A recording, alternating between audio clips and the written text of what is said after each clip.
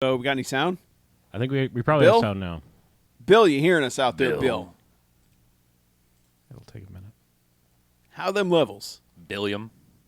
All those good jokes lost to time. Yep. Like Like tears. tears in the rain. Time to die. Oh, great. Bill can hear us. You're not Yay. deaf, Bill. It was us. Well, here's a rip-roaring anecdote from work. Oh. Yeah. I asked Barry at work if Barry was short for something. Did you say barreled? No, I did not. I specifically didn't say barreled. And then he immediately, instead of telling me if Barry was short for something or not, he told me a story about somebody who previously worked there who he said barreled to as a joke. And like a year later, she was bringing a tour through and introduced him as barreled. I like Barry already. Yeah, Barry Ekstrom. Oh, well, fuck. Well, who cares? What? You know, Barry from the TU. The guy that worked Barry. in Classified, yeah. Oh, I've just man. doxed one of my Man, you coworkers just got live on the fucking internet. Yeah. He'll never Wait, so- listen to this. Well, you are right So until Barry's still after there? you doxed him. Then you said where he worked. How Oh, did- I said his name. Whoops. You know, from the place. So Barry's one of them that survived. You know the guy all with the phone purges? number. That's he lives on. Yeah, These are his somehow digits. Barry has survived. That's amazing. I know. He's in IT now. Oh. That, He should Okay. next. You should go for like Berenstein. That's his full name. Barents. And then when somebody comes by, It's Berenstain, actually. then yeah, it's Berenstain. I don't know what they were talking I about. don't remember it that way. Yeah. It's Berenstain Mandela. Yes. Although he is the most chill that I think I've ever seen him, which is he why was pretty he's probably fucking just chill already. yeah, but he's When I left 10 years ago, he was pretty damn he's chill. super chill now. Yeah. I think he's just like, fuck it, I still have a job. Nothing can phase me. Well, He's when grown you- his when hair you've- out. His hair is When you've super survived long. that many like purges, Yeah. you got to be like, I'm invincible. I saw him in his long hair ponytail stage. Yeah. Yeah. Yep. Man, it's the life right there. Hey, how's it going? So how he had to have been close to it. Actually, I have no idea how old he would be. He's got to be near retirement age. I Near, would think. So he's just waiting out the storm. Yep. Like so many others. Yeah. The best people were the people like in 2008 who took the buyouts. Yep. Another name Like you could right give. at the Barak. beginning. Yes. Yeah, that's pretty good too. Full name's Barak. I would do that. Yeah. People call me Barry. I would actually tell people my full name is Baraka. My full name is Baraka. Middle name is Bama. No, your middle name's Hussein. My name's Baraki. Insane. No Obama.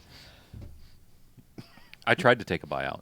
They offered it like, I don't know, maybe a year ago. Oh really? Yeah. They were Oh, that's right. You were telling me that how you had written up your thing and they didn't take it. Nope. Like, no. I was looking forward to that check. Mm.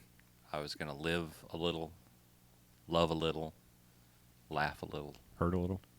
I always hurt a little. Move a little. Turn a little. Break a little. Hurt a little. Yep. Time to light this candle or All what? right, sure. Yeah, let's do this. Yeah, I guess we could talk about this thing. I mean, crack it off a little bit early. Maybe we'll get out of here. Yeah. Only 20 minutes late. Sure. I like the sound of that. I won't have to just rush it to at the end at 11:28. Be like, Yeah. all right, contact, let's go. All right, welcome to the BMFcast. Hey! BMFcast. Episode 478. Goodness gracious. Wow. So I'm Harlow. I'm Mackie. I'm BJ. I'm Chuck. And what we do each and every episode of this here at BMFcast is we go and we watch ourselves a quote-unquote bad movie. Come in here and talk about it for the first half, and then they get ratings. Good bad movies, enjoyable bad movies. They get 1 to 5 jocks and robot jocks. Yay! Robot jocks. Robot jocks. Pretty good. However, there are bad movies. Just stay away. They get a negative sliding scale. 1 to 5 bags is in giant bags of trash. In which they belong. A boo. Indeed. Pretty A boo. bad. Chuck them in the bin. Yeah. What about Chuck? I don't know. What? So we just couldn't leave the highness that we felt from Air Bud last week, so we decided to keep it all sky high. by going and watching. Wait a minute. What? No. Are we doing a No, secret it theme is month? not a secret theme. Is this Airgust? Yes. It is now. Yeah, Yeah, it is. You got it. Well, welcome to the second week of Airgust, everyone. Yeah. We decided to do 1980s, the Great Skycopter Rescue. Sure did. There apparently is a Skycopter going over us right now. Right now. Yeah, that's where most copters are, except for Above when they us? land. Then they're ground copters. As above, so below. Yeah. Yeah. Do you want to? Are there sea copters? They're. I don't know. Sometimes you can see them. Sometimes they're stealth. Okay. Yeah. Okay, you win. Fine. Plot summary is Yeah. your punishment for Okay. When oil is discovered in a small town, some greedy prospectors hire a gang of wild bikers to scare the townsfolk away. However, when a group of young pilots stumble across the underhanded plot, they plan an effective retaliation. Yeah, that's the last 20 minutes of this movie. Yeah. Let's talk about the first 70 minutes. Well, of I this was gonna movie. say, like, first off, like, we usually do, like, hey, who's BMFcast alums? Uh-huh. Nobody. None. Second week in a row, no one. I'm surprised Blackula is not in some way. But he's not. He's Yeah. not. William Marshall. William is Marshall. now a He- BMFcast alum. He will be. Yeah. Yeah, I feel like he had been in something we'd done. Well, I but- felt the same way about the professor, Russell Johnson from Gilligan's Island, who's in exactly 2 scenes for about a screen time of about a minute and a half.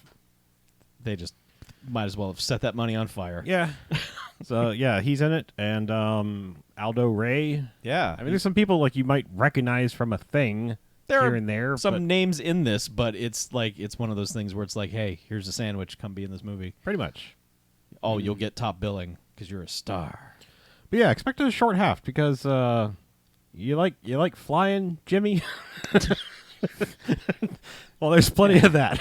Yeah, like footage of Skycopters, Jimmy. Yeah, I mean, do you really like footage of Skycopters? Jimmy Jet is a local DJ for he's Captain Jimmy for Air 1280 Flight 1280. Flight 1280, Yeah. which is the AM radio station that everyone fucking loves in this small town of Freedomville. Is that what it's called? Lawrencetown, Freedom something. Lawrenceville, Freeville. Chesterton. Freeville. Freedom Town. Town. Town, Chesterton. We Yeah. can just keep saying words like that. We'll eventually piece it out. Yeah. It's like the 1,000 monkeys in the typewriter. Eventually, you're going to get Shakespeare. Yeah. Eventually, we'll get the name of this shit town. But it's got this super mellow intro that's like, hey, here's the history of airplanes and stuff, which is weird because it's about Skycopters. But anyway, we get all the way up to the Concorde, and it's like, all right, and now here we are. And so bikers are being bikers, which means they're being assholes. And we don't really get to see that scene because it's dark, and they don't bother to light it. So we'll move on from there and on to a... Well, no, okay. This opening scene is very important to the entire plot of the film because Okay. the head biker is like, all right, you hosers, I'm going to fucking call the DJ and request my favorite tune. And he goes in the phone booth to do it. Okay, yes, I guess we did. And he get to see calls that. Jimmy Jet on the radio, and Jimmy Jet is like, hey, man, what's your favorite song? And the guy's like, hey, fuck you, Jimmy Jet. And he's like, whoa, fuck you. Yeah, you slept with my old lady. Yeah. Because that's what bikers say. Yeah, and I'm going to kick your ass. He's like, okay, bye-bye. Yeah, see ya, asshole. And also, he's a fiscally responsible biker because, like, a guy, like, chucks a beer, like, being a biker, and he's like, hey, Hey, man. beers cost money. Yeah. This was filmed in the late 70s and the recession and stuff, so knock it off. Right. Yeah. There's those bikers go getting Yeah. political Yeah. again. Fucking Republican bikers over here. Yeah. But anyway, that scene sets in motion the entire film Pretty much, yes. But, because these bikers fucking hate Jimmy Jet. yeah. God, they hate him. But Jimmy Jet is a DJ who sits in a booth in an astronaut costume for some reason. He does his whole show in a silver spacesuit. He's got a gimmick. You had to have a gimmick. He does Right. have a gimmick, but you don't have to do it in the studio because Right. no one can fucking see you. It's radio. It's sort of like before we did the live stream, we were all butt-ass naked. We were just hanging Yeah, free in yeah, here. Yeah, we were free balling, living that Van Nuys Boulevard kind of life. Just Wait, Very were we? nice. yeah, I was. yeah. I had a hole cut in the seat so I could just free. So you could just dangle? Just swang. None of, swanging and none of- dangling. none of this is true. There's a reason we don't let the cats in here. That's true. Yeah, It's it's just like a boxing bag. Just Like a fucking speed bag. yeah. If they were declawed, it would be totally cool. But Yeah, I mean, I'd pay good money for that. Certain provinces in this country. But anywho, but no, like, so that sets in motion, and he's sitting in the booth, and we learn that, like, maybe today he's in his astronaut outfit because he's going to, as we have learned recently, people used to have, holy shit, there's a mall opening. No, it's not even a mall. It's a fucking Well, grocery okay, store. it's a grocery store, like, it's a strip mall, basically, with Yeah. a grocery store, but, like, It's the Nugget. yeah. And it's a What is it, big the to-do. Nugget store or the... It's the something real Nugget dumb. shopping complex or Whatever it something was, like that. it's the actual Sure. name of this place. It's the Nugget, because like the general manager's out there on stage, like, if you drive real careful and get to the Nugget, you may find gold. Yeah. Eh. Yep. So yeah, the whole town is like, yay. But they've hired a easy listening country western guy who's actually played by the guy they introduce. Ray Schmeck. Sure. Yeah, Ray Schmeck. But all right. Good old that's Schmecky. his name, Ray Schmeck. Schmeck, yeah. Yeah, he's very easily listening because Yeah. This is one of the most annoying things in movies. Don't have a guy in a movie that is holding a microphone be inaudible. Rule number one in making a movie. It's real easy to mic that guy. He's got one in his hand. But this guy is like, if that you were You are you were significantly clearer. louder. Yeah, you're louder. Yeah. He's like T-Straw playing Rock Band. Yeah. Just yeah. I think I said during the movie, it's like he was thinking the lyrics. Yeah, he's Kilgrave's son. It's pushing like the cereal bowl it's off like, the what are table. you Yeah. doing? But yeah, so he sings, and Yeah. then that's when Jimmy Jet arrives in the Jimmy Jet van mobile. Yeah, and he's a space van. Yeah. Um, And he's like, "Hey, rock and rollers, who likes Jimmy Jet, huh? Ah, I'm Jimmy Jet." mm-hmm. That's basically the extent of that appearance. Yeah, and he's just like, all right, woohoo, and Yeah. then gets back to the studio and is Well, like, no, the bikers oh, have right. rolled up, Yeah. and they're like, "Hey, man, put the dynamite on his van." And you're like, "Wait, are you serious?" And they're like, "Yeah." So And you think It's weird. The bikers actually talk back to you when yeah, you talk to they this do. movie. It's interactive. And you think they're going to blow up this van next to this brand new shopping center, and holy shit, casualties and him. no, they just plant a bomb, but that's for later. Yeah, and then they just follow him, and they have this whole intricate plan where one of their biker ladies gets off the bike and is like, "My friend's car is on fire over in the ditch. Just take this dirt road and go help her, please. You got to. I'm not going to get in the van with you, but Yeah, He's And like, then "All right, I'm on it."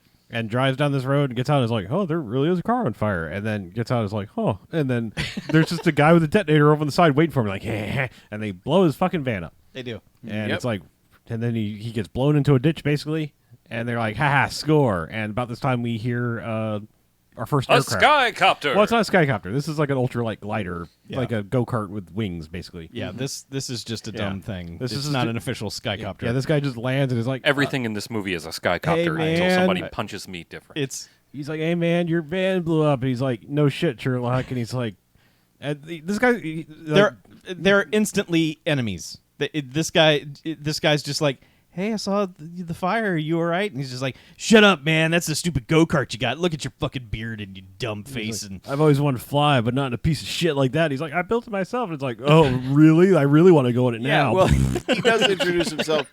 He says, "I'm Will Powerski," yeah. and he goes, "Is that what it takes? Getting that thing? A lot of willpower." he's like, "No, willpower ski. I'm Polish." And of course, it's Jimmy Jet, because it's 1980 and that was the height of humor. Is like, "Of course you are." And it's like, ha ha ha, ha, Polish jokes. Yeah, Boy, the height of comedy. That's a way Homer. Oh, throwbacks. Uh-huh. Yeah, so I don't know how he eventually convinces him to get in the damn thing. Well, eventually he's just like, "Well, at least my vehicle worked." Later, Yeah. and he's like, hey, wait. "All right, fine, whatever, YOLO and stuff." Right. And gets in. It's a 2-seater like ultralight. Yeah, And he take me gets back in. to your shack. And it's all right. It's just we just get it out of the way. Like They fall in love immediately. they do Yes. pretty much fall in love because like this guy buckles his seatbelt for him, and it's like, okay, I know it's an ultralight glider thing, but seatbelts are seatbelts. Also, it's a two-seater. Like, it is. the FAA should burn your corpse There wasn't an FAA. Yeah. for trying to put another person in one of those fucking things. Yeah. Well, it's Sign scenes. a and waiver. They fly home, and he's still wearing his space costume, and he's like, "Oh man, we gotta land. I'm burned up in this space costume." And then he's just like, "Well, you come back to my place and have a beer." Yeah. And they do, and they fall in love. Yeah. Yes, they do. Despite whatever scenes happen in the rest of this movie, these two characters are in love. Yeah. And it's nice. But eventually, Can we take a pause and talk about the music real quick? Oh, Because the sure. music is like a shitty love scene Yes. throughout Yeah. the entire movie. Because they're sitting next to each other on this love seat as the camera like rotates around the room.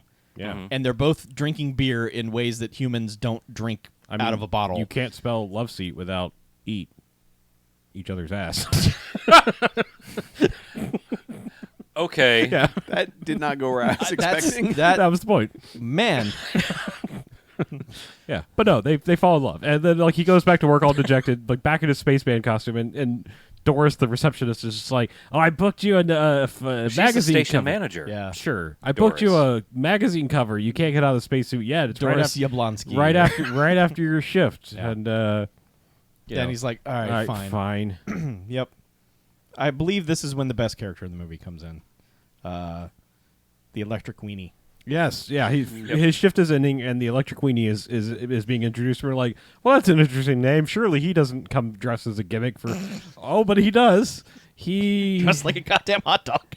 Yeah, well, sort of. He's got a yellow sort of spandexy costume with a red cape. No, the other way around. Is it? It's a red. Okay, red costume. It's a yellow red cape. bodysuit with a yellow cape. Okay. Yeah. And he has a shirt that says Electric Weenie. Yes. And his hairstyle and mannerism. Well, his hairstyle is kind of like Captain Lou Albano Mario. You know. Yeah. Like it's just all swooped in that kind of '80s thing, and he's got a mustache. But then when he sits down, it's like this weird, almost Creole Cajun thing. Plus German, Yeah, It's- it's Yeah. real weird. But that's the last time we're going to see him. But Right. which sadly. sadly. By the way, as I further researched, he is a BMFcast alum.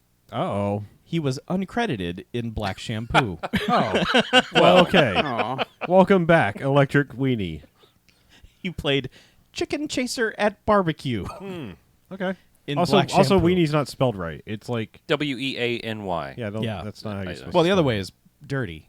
The Yeah. FCC will bust you if you're the electric penis. He was just weaning himself off electric. You think there's an Ouch. FCC? There's no FAA, FCC. There's no any of these in organizations. this for world. This It was mo- the 70s. There were no rules, the, man. the events of this movie is why those agencies were created. We have to crack down on radio profanities with electric penises and your dumb whirly bird helicopters. Yeah. But Dropping eventually he's just like, oh, this fucking job. And then it's just back hanging out with his new friend, Will. And it's like, Will's just like, hey, man, you should come work for me. Yeah, I'm going to build a Skycopter, man. Yeah, I'm going to try it out tomorrow. It's like, as soon as you see that, man, you're going to want to come work with me. You said you Yeah. always wanted to fly. And he's like, I don't Work. know anything about flying. He's like, I need to pay bills and stuff. It's like, fuck that. You just live here with me and we'll be lovers and build helicopters Yeah, together. he's like, I got a cat. He's like, cool, we need a cat. There's mice around here. Ha ha, we love each other. And all will be well. So he basically is like, Mr. Kelly is the name of his cat. basically he's like, all right, you've talked me into it. Right. Well, after he sees the Skycopter, which I'm all about the unemployment lifestyle now. I don't have a van. I was living in the van, apparently. It so- blew up. Yeah. So, yep. I But guess yeah, he wasn't living in the van, or the cat would be dead. Yeah, the cat would be dead. He And had Steve a- Gutenberg would be he in had this a place. movie. But He has one Skycopter built. yeah, and he's like, well, when you see this baby, yeah, You can see some serious shit. shit, yeah. And well, we did because it's like 20 minutes of him flying around this little fucking like whirlybird Skycopter. thing. Skycopter. It's a Skycopter. Sure. It says right on the side, experimental. It So does. if anyone pulls him over, he can just point to the side Yeah. and go, look, no, Yes. experimental. Yeah, Yeah. this is for science. Yeah. Don't pull me Damn, over. The science is too tight. Yeah. Yeah. Yeah, so he flies around a lot and then eventually comes back and Jimmy's like, wow, that's the coolest. Yeah. I'm totally on board with Yeah. all of your schemes So now." he goes to quit. Yes. And he's like, how am I going to get there? And he's like, you can borrow a wild station wagon. This is important because as he's like sort of quitting, but basically his station manager is like, I'll give you a raise and 3 weeks paid vacation. Just clear your head. Well, get this nonsense out of your head. He and explains to her that he's going to quit to build Skycopters. Mm-hmm. And she's like, that's even dumber than a career in radio. You need to not do that. she's got a point. She does for this time period. But yeah, so he's just like, nah. And then they negotiate down to 3 weeks paid vacation and a huge raise. Yeah, so he's going to get the skycoptering out of his system and Yeah. then, Yes. yeah. And then, have the willpower to go back to work. And then maybe Oh, he's going to have some willpower. he's in going him. to is, get yeah. Yeah, so it's when he's on his way back. He's got his new freedom, and he's driving the station wagon back. The bikers are just like, "Hey, that's that Jimmy Jet guy we hate for no reason whatsoever. Get him!" Mm-hmm. And then they just menace him with chains. They beat on his car for a while. They break one window, like Yeah. the rear window, I think, with a chain, and then he just pulls over. He's like, no, damn, and his car's smoking. It's like, because it got beat with chains. Yes. Like, I don't know. But they beat it for like 5 straight minutes. No, they do, and he doesn't ever try to run them over with No. his He would be justified. 14-ton station wagon from Yes. 1978. Yeah, But yeah, they probably even earlier than Yeah. that. But yeah, But they fuck it up, and he gets back and is like, I broke your car. And he's like, don't worry, I've got a whole junkyard of cars. let's go build the Skycopter. And then it's Yeah. Skycopter building montage. And he's like, this one's for you. And he just teaches him how to fly without ever taking him off the ground. He's just like, pedals, do this. Okay, look at the thing and look Hey, at this man, thing. only way to now go. Yeah. Oh, and he's like, you might want to put your seatbelt on. Well, I like that. Okay, so main dude's Skycopter has like a little seat and a car and, like a door and everything. The second one that he builds is just a seat on a wireframe. There's literally nothing surrounding him at all. Well, yeah, that's like a level 1 Skycopter, and Right. you have to do a few missions before you can start like buying parts for your Skycopter. Yeah, you got to go to the Skycopter store. I mean, this guy's got like a basically a go-kart with a rotor on top. This Yeah. guy's like got Danny Deck chair version of it. yeah, so they both Skycopter for a while, and Yeah. they point at things. And Oh yeah, there are lots of Skycoptering, and they got lots of aerial shots and fly over. Yeah. And I think it's about this time like they were like, man, let's buzz the town, because then the whole town is just like, "Gah," and like, oh yeah, this shit starts is- some action sequences. oh, like people just start crashing into people. Like Yeah. guy crashes in the back of the cop, and he's like, "Oh, we're here to sobriety test." He's like, "I saw the thing in the sky," and then the cop sees it, and like, "Holy shit!" and takes off and just blows through an intersection, which his car just gets T-boned by another car, and then that car goes flying into another car that explodes. And he- yes, that car explodes. A citizen's car explodes because of the Skycoptering and the dumb police chief. Mostly the dumb police Mostly chief. the dumb police chief. But yeah, so man, he gets out to confront the guy that he hit him, and this is just the drunkest ass town drunk you've ever seen. He's just like, and this is just him and the police chief talking over each other for 2 straight minutes until the drunk the cop is just like, I gotta go, and the drunk is just like, yeah, well, I gotta, and he just deflates. He just instantly loses all body mass and slinks down onto the ground. He had some sort of good quip while he was slipping. He was quipping and slipping. He did say I said something about calling AAA or something. Yeah, and I don't know. But anyway, about this time when we're like, holy shit, this is just about some dudes like living the Skycopter lifestyle. And that's when the Yeah. plot decides to kick in, because this is where we finally meet Blackula, who's like, I mean, I think there's a brief scene where there's this like dumb voiceover thing where he landed in like a private plane or whatever. Yeah, he lands and then they get in a car and they drive off, and it's just like there's a quick like, oh, there's oil here. Yeah. Yeah. It's like, wait, he what? basically has the Major Dad from Deadwood speech. It's like, I don't need prospectors. I know where the oil is. I can smell it. Smell it. And then, yeah, it's basically like he's talking to an underling. It's like, we've got to kick everybody out of this town and take the oil. The direction was just like, for him, was just everything is overwrought. Well, Everything is acting. if you've never seen this man act before, this is not a stretch. No. This I know. is what he does. If you ever saw Pee-wee's Playhouse, he was the king of cartoons for the first couple of Yeah. seasons. This is what you hire him to do. Yeah. But And holy shit, does he do it? But he's Peter O'Toole in the theater acting. Where you're like you're projecting to the back, just like, I am acting. Yes, but he's like the dying king. He's just Yeah. like, Yeah. I will proclaim everything, and it's just like, I just wonder how he like orders a pizza. If he's like, I know exactly how he orders. pepperoni on just the one half, the other half. Non-pizza, left beef. If I find a single slice of pepperoni on the other half, I will complain to the manager. there will be hell to pay, and you shall rule the day. Yeah, but yes, he's basically like, the guy's like, I got a plan here, see? Like, we'll get the local bikers, and we'll pay off the cops, and, everybody will just leave, and we can buy it for pennies. And ah." we'll get all And he's the like, oil. That sounds fantastic. Your plan is the best. Well, I just love how they're just like, all right, we need people to understand that this guy's a bad guy. So he has the speech, and by the end, he's like, I just love to stomp on the underdog and take advantage of him. He's like, capitalism, am I right? Laugh with me. Those less fortunate. Yeah. I love to make their lives worse. Yeah, because before that, you're kind of on board with like, yeah, you're cool, man. I want to hang out with you. And they're Yeah. like, oh, wait, no, you're a shitty capitalist. Boo. Yeah. So, So anyway, forget all that for a while because we got more sweet Skycopter to do. Yeah, plenty more Skycopter because it's like, hey, yeah, there was a plot, but forget that for a while because we're just gonna Skycopter around. Chuck's never I don't heard know of what that is. Yeah, but yeah, which involves like they are like, yeah, I guess we're real comfortable with a Skycopter again. We're just gonna like land it at the local pizza place or whatever, hot dog on a stick. Yeah, they place. land it somewhere in town. Yeah.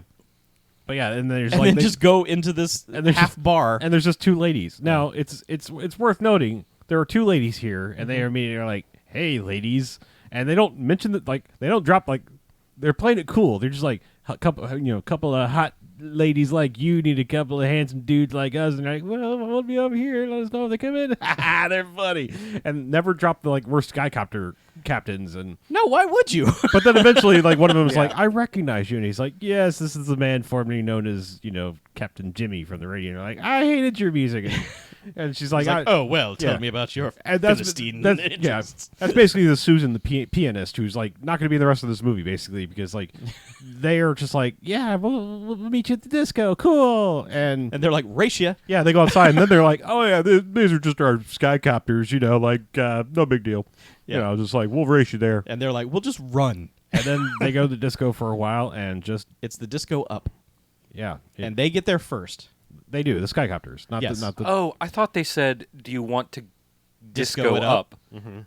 No, I thought they said, "Do you want to disco up?" Not go to disco up. Now I am not confused. That's why I was upset because the name of the place is like the Galaxina 2000. Galactica. The real place. Yes, Galactica Disco. I believe is what it was. So I mean, like, come on, guys, what the fuck are you doing? Apparently, they didn't cut a promotion deal on like the Nugget, which is a real place. Yeah, the Nugget got their real name in there. But yeah, they disco for a while to like just the lamest not disco thing ever. I mean, it's basically all the music in this fucking movie is lame as shit, except for I can't go with you on that because I mean, like, all right, I don't necessarily think the music's bad. None of it fits with what's going on. That's why it's lame as shit. Okay, yeah. It's like smooth jazzy bullshit, except for one track. But like the music will get bombastic and epic when they're just doing like hour 9 of aerial shots, and it's just like, okay, well that's pretty good if it was like while action was happening.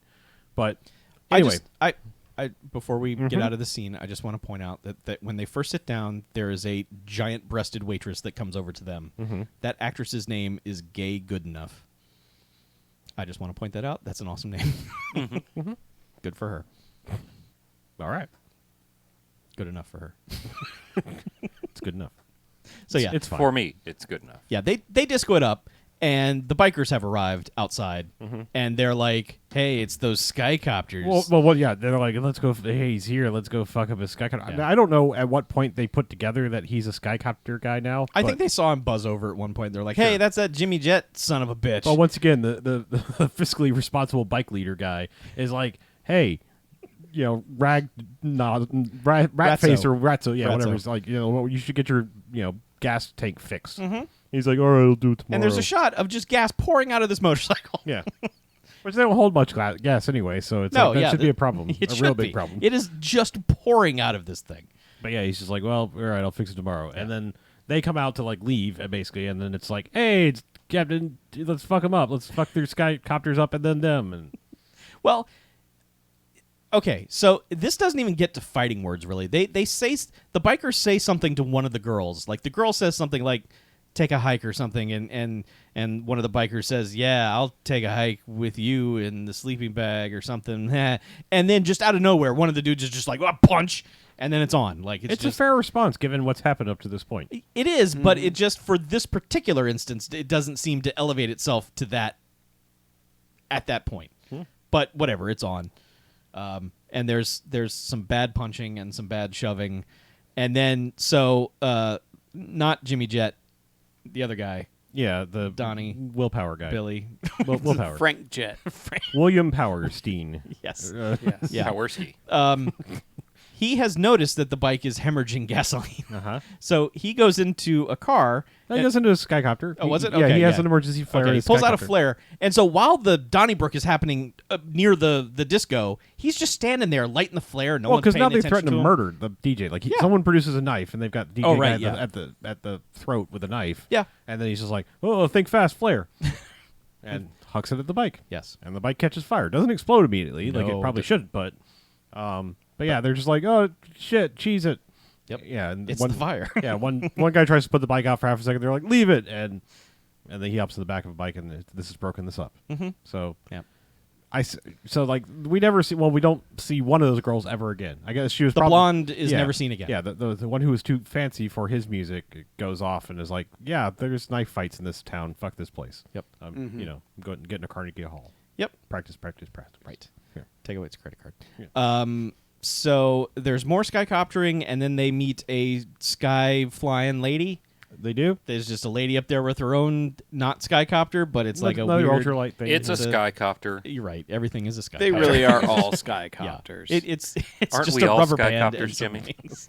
Wow. You just blew my mind, man. But they just point at her a bit, and she points back, and then they all land, Uh-huh. and then they go skinny dipping, and it Well, gets no. Hold on. The guys first he has an over. He's like oh hey, that's so and so. Like she's an ex girlfriend of mine. Let's just play it cool.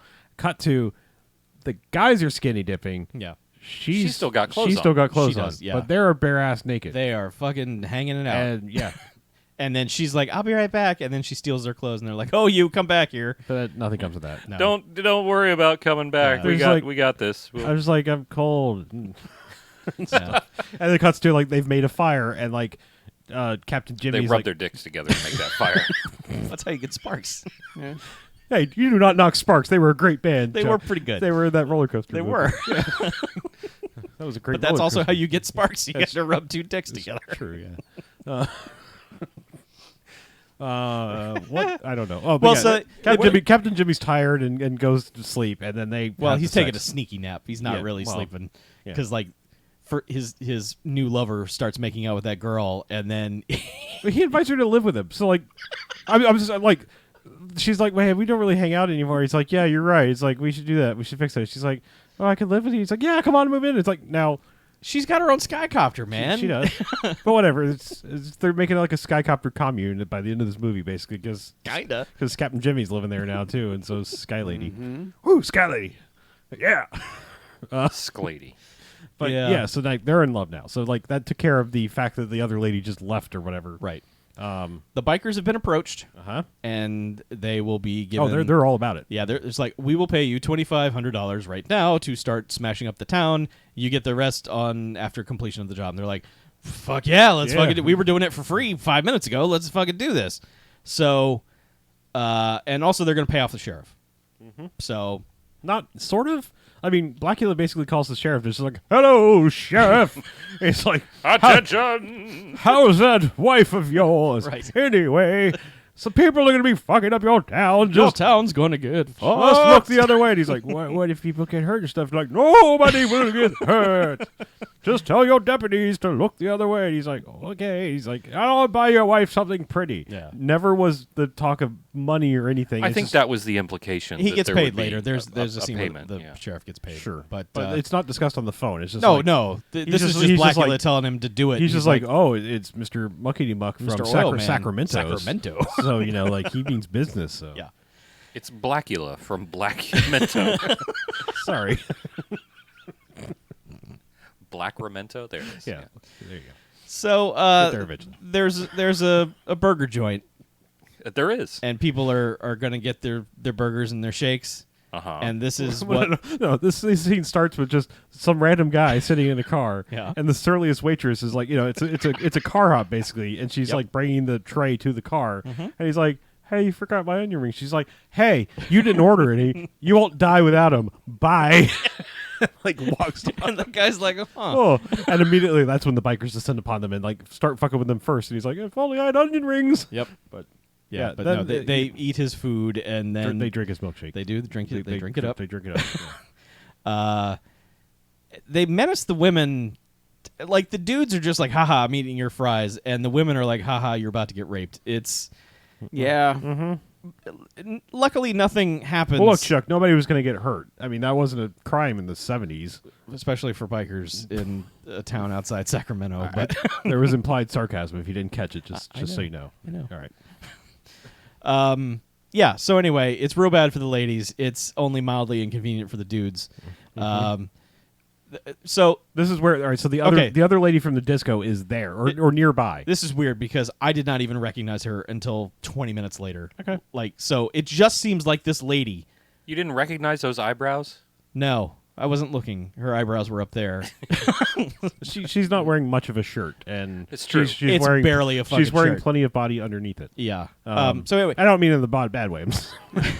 yeah, no. I like the 70s. Yeah. 70s were But, all right, but man. she sees Except for I'm this reminded that the incident. 70s were all right. yeah, except for like the menacing Except of for the biker part. women, Sure. yeah. But like she just kind of rolls up and is like, "Oh, something's happening here. Something's afoot. I better go inside and speak to the manager."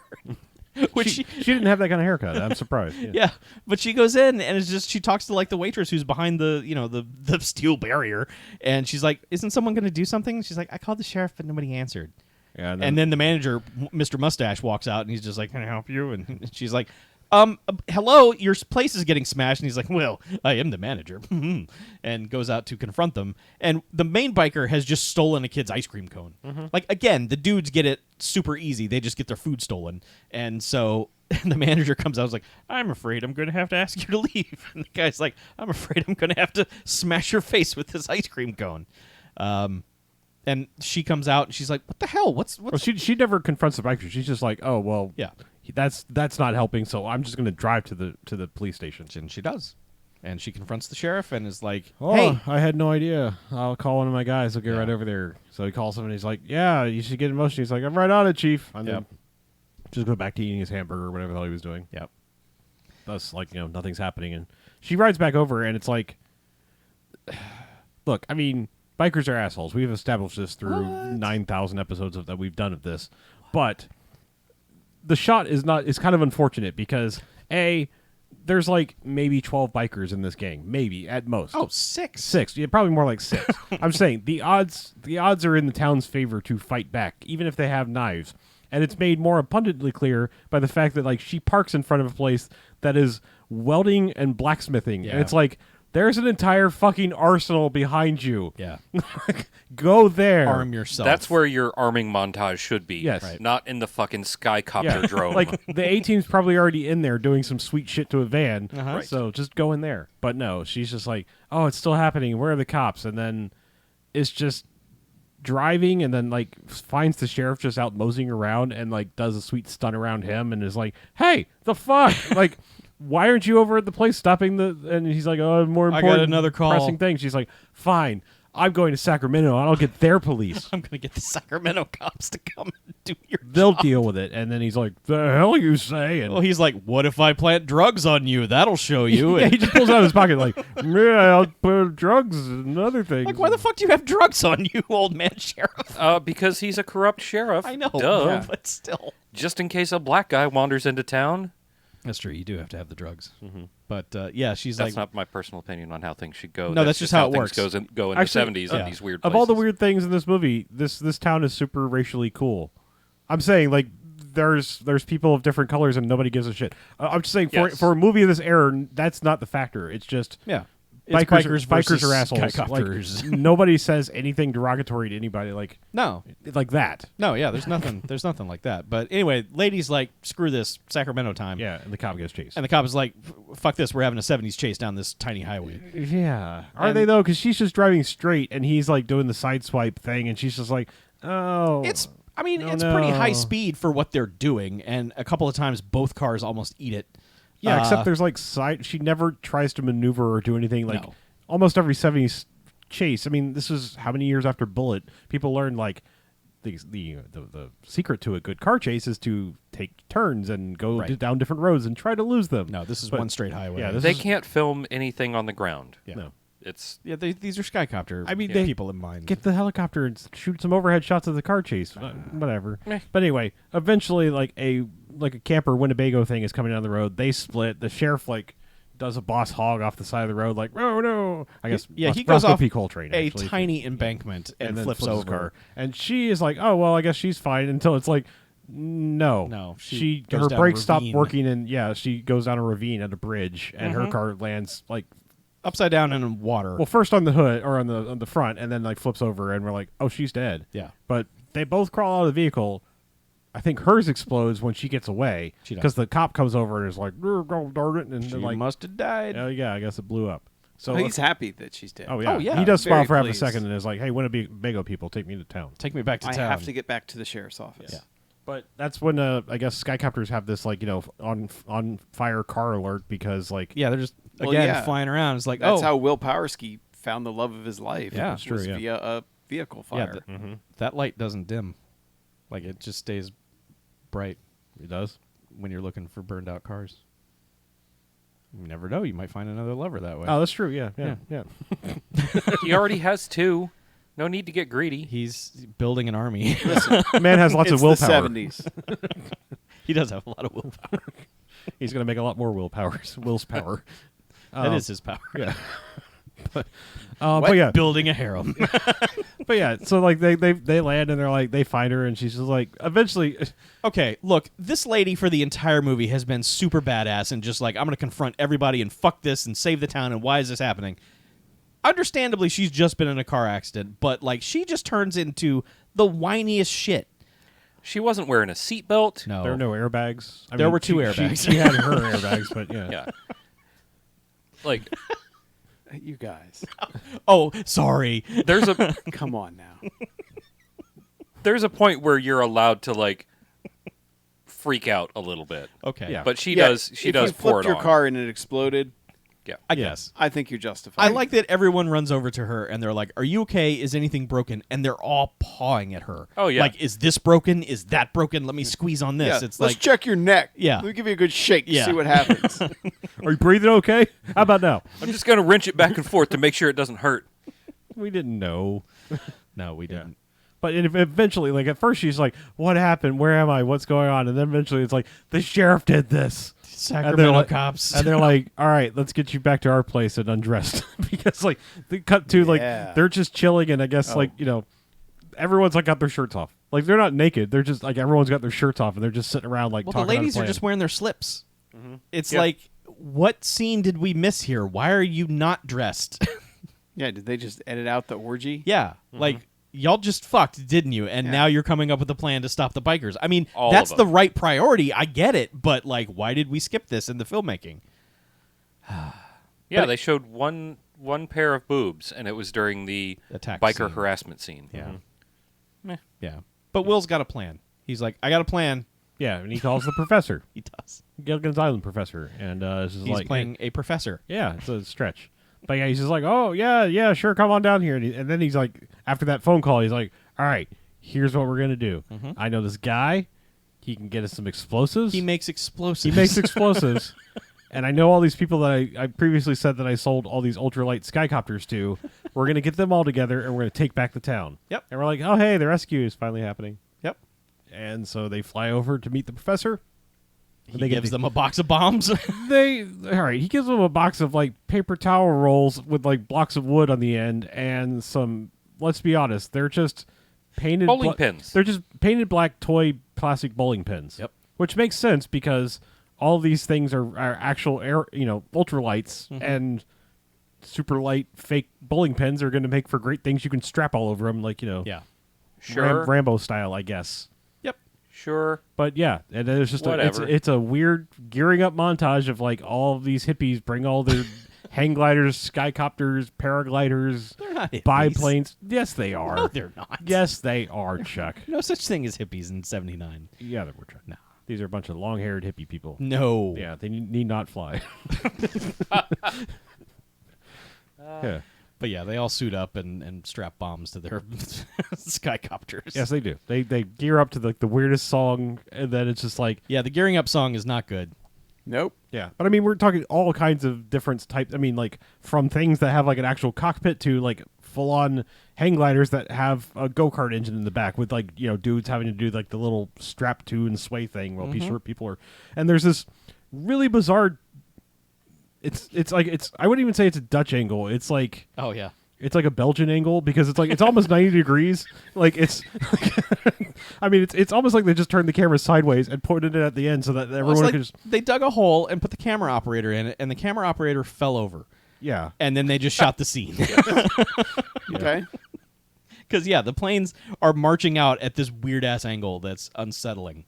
But, yeah, then they all just launch Yeah. and Skycopter away. And then we're like, okay. And the bikers are like, They're fucking shit well, up. well, the bikers are, at first are like, let's go get they've still got a hard-on for killing Captain Jimmy. So they're like, let's go fucking kill Captain Jimmy. And they're like, yeah, we're done fucking. Like, they've been fucking up the town all over the place, breaking windows. They're beating the shit out of every car, which is sort of like, okay, you want people out of the town. That's your ultimate goal. Sell their land, get the fuck out of town. You have destroyed every mode of transportation out of the town. Yep.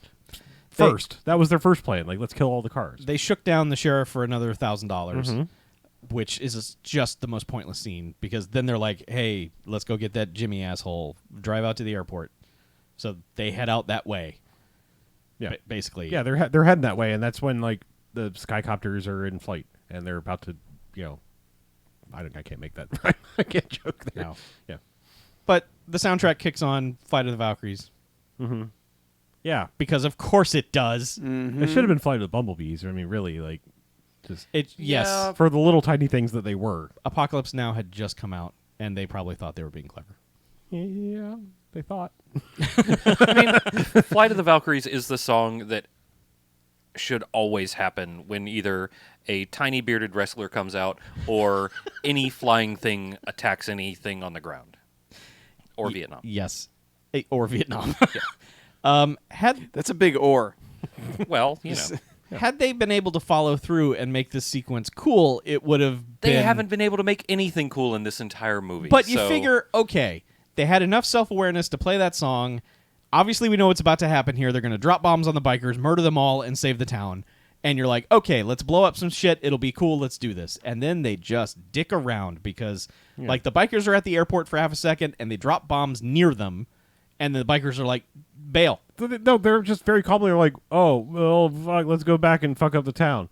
Yeah. And then they just turn around and leave and immediately go back to like, well, let's beat on some cars again. Yeah, they go back to the town to fuck some more shit up. Now, and the Skycopters take for fucking ever to get to town. Well, they're just following them along the highway. It's like Yeah. where it would be a good idea to bomb them. They're all in a pack. They're all together. Yeah. All you have to do is concentrate your bombing and like right there. Yes, you have bowling pins. You should understand this concept. Knock them all down. And you're not going to fuck up like your actual town that you're trying to save. But no, they wait for them to get right back into town square and start.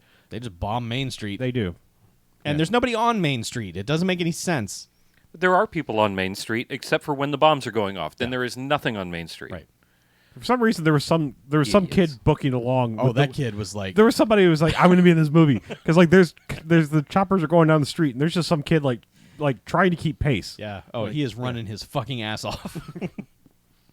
Yeah. God bless you, kid. Yeah. But anyway, like, yeah, they're just back to fucking up cars and like, well, back to what we were doing. I guess that weird bombing thing in the airport wasn't important, and then yes, of course, bombs start dropping, and they take forever to miss like everything, and eventually hit one of the bikes. Oh God, they parked all their bikes in the middle of the street. It's super easy to just blow these fucking things up, and they miss every single goddamn one of them until one guy's like you were saying, it's like they can't hit these bikes. Safety zone around the bikes.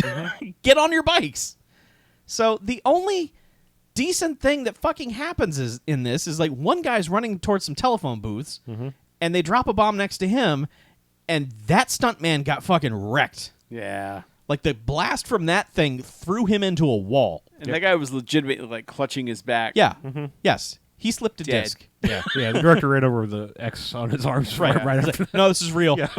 Breaking kayfabe here. Yeah. So, Yeah.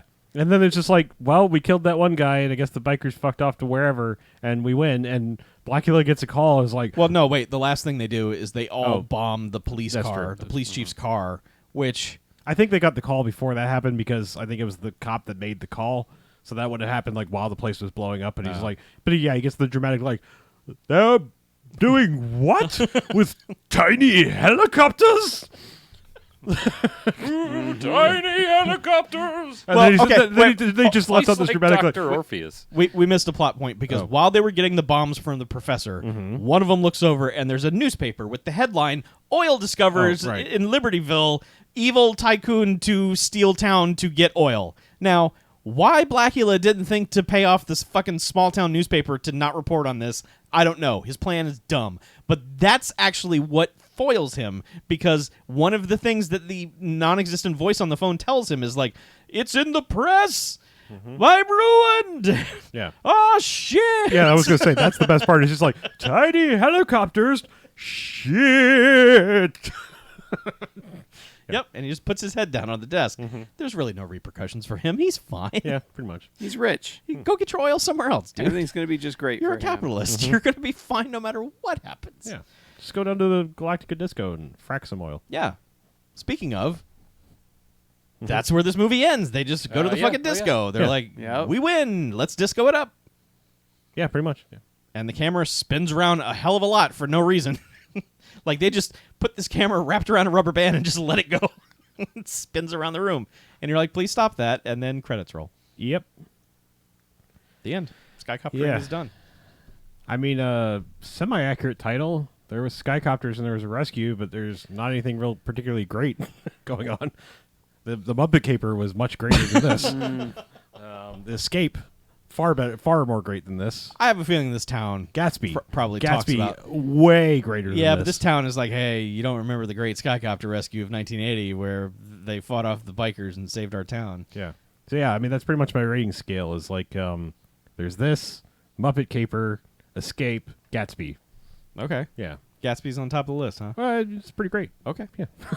Right there in the title. And then expectations might even be below this. Oh, okay. I was very disappointed with that. Yeah. Well, But Classic joke. yeah, all right. I'm going to go ahead and go because I know it's all going to go lower from this. So I'll start off the positivity. I'm going to give it a single jocks, believe it or not. And I don't believe it. And I'm going to explain this why. What? You've given this movie a single jocks. As dumb as it is, as boring as boring as it is from time to time, there is something about these dumb slice of life things like this from this time period that make them watchable to me. It's it's the aesthetic. it's not Van Nuys Boulevard, obviously, Oh, but no. like, I'm thinking things in this milieu I just enjoy, and the fact that it's like thinking about that, like I had more fun in my head. I think thinking about that, like someone was like, you know what's going to be big? Ultralight personal aircrafts. That's where we're at now. Yeah. People can build and own their own aeroplane or Skycopter, and we know some people that do it, and we're gonna make a movie. I feel like I saw ads for these things in Boys Life magazine. Build your own Skycopter, Billy. This is some guy who bought one out of Popular Mechanics and built one and then met all the other Skycopter nerds like So wait, there's more of you. at an airport and was like, I'm an idiot that has $400,000. Let's film a movie. Yes. Yeah, but I mean, like I said, I don't think the soundtrack is bad. It's just misused for the wrong things. Like they need to learn how to time the dramatic music and the Ride of the Valkyries to when shit's actually blowing up, and not like the crescendos while they're just chasing them down the road. That being said, Blackula is awesome in this, and for the Yeah. few moments that he's on screen, he is giving just one of those kind of amazing performances that we love. Yeah. So like there is enough going on that I can recommend this dumb movie. As dumb and boring as you're gonna like, you're probably gonna like 5 minutes into this be like, what in the literal fuck are you talking about? But stick with it. It's kind of worth a watch. Yeah. So that's all I'm saying. Okay. I cannot agree with that. I'm going 2 bags. Okay. I mean, as much as I enjoy slice of life, like, hey, we're covering this fad that nobody remembers. There's not. I mean, all right. I've watched a lot of ultralights fly overhead. I'm sure all these people ended up decapitated one day once their hearing was gone and they forgot that the engine was on. And Yeah, it's like airboats. Yeah, like Hey, Jimmy. yeah, yeah, they got near their ultralight and they became ultra short. You know, it just man, they should have made Skygator after. okay. Sky Gator. Ooh. You might have me Well, back. I mean the Burt Reynolds Sky Gator, Gator. that guy, Yeah. that Gator, Yeah. the Yeah. white, Oh, yeah, the white yeah. lightning Gator. Yeah. Yeah. Yeah, we knew what you meant. Okay, just making Yeah. sure. Just for the But- audience out there that might be like, But to that me, sounds like a sci-fi movie. To me, literally, the only enjoyable thing was William Marshall and that one woman's well-endowed chest. Yes. okay. She was pleasant. Her But pendulous otherwise- Jehoobies. if Yeah. you will. Otherwise, just I fell asleep and I woke up and I was like, Oh, so they're still flying around the sky, huh? I think it was the same scene. Yeah. I think you fell asleep and woke up during the same scene that was 25 minutes long. I believe that's correct. Yeah. Yeah. I'm going to agree with you on Two Bags. It's not... It's not offensive. It Yeah, doesn't it's not anger offensive. you. It just bores It's you. just fucking boring until William Marshall is on screen, or the 1 second when you, not 1 second, but the 3 minutes of Flight of the Valkyries where there are these dinky little ultralights just bopping around the screen, and I think most of their whatever $100,000 budget probably went to Gasoline. no, because it was it was 1980, so maybe gas was expensive, but it was helicopter noises. Yeah. Was most of the budget probably. Yeah. I don't know. It's if any of our main characters had any charisma at all, or any of the ladies had any charisma at all. Mm-hmm. I think you are very much forgetting about Electric Weenie. Okay, so he wasn't a main character. Well, I I'm mean, just he is a saying. main character in my heart. Yes. but not in this movie. Okay. Yeah. I'll never forget Electric Weenie. But I will forget all of the milquetoast idiots in this movie. We'll never forget Electric Weenie. This side of the table is cool. I'm giving it a jocks also. What is wrong with you? I thought you. Shit. I thought you and I were going to be on the same page because we've watched a lot more of these Yes. for extra. Yes. Like I'm saying, That's exactly where I was going with this. Y'all gotta stop hanging out so We've much. seen some bad slice of life things. From Yeah, some of these. Especially in the van world. Like we watched some other dumb things like that. Yeah. and whatever. one of the quote unquote benefits of extra for you guys is that we kind of wade through some shit that I'm like, you know what, those guys would rebel against that, and we've seen it just recently. That fucking Judge Reinhold movie was fucking garbage. Yeah.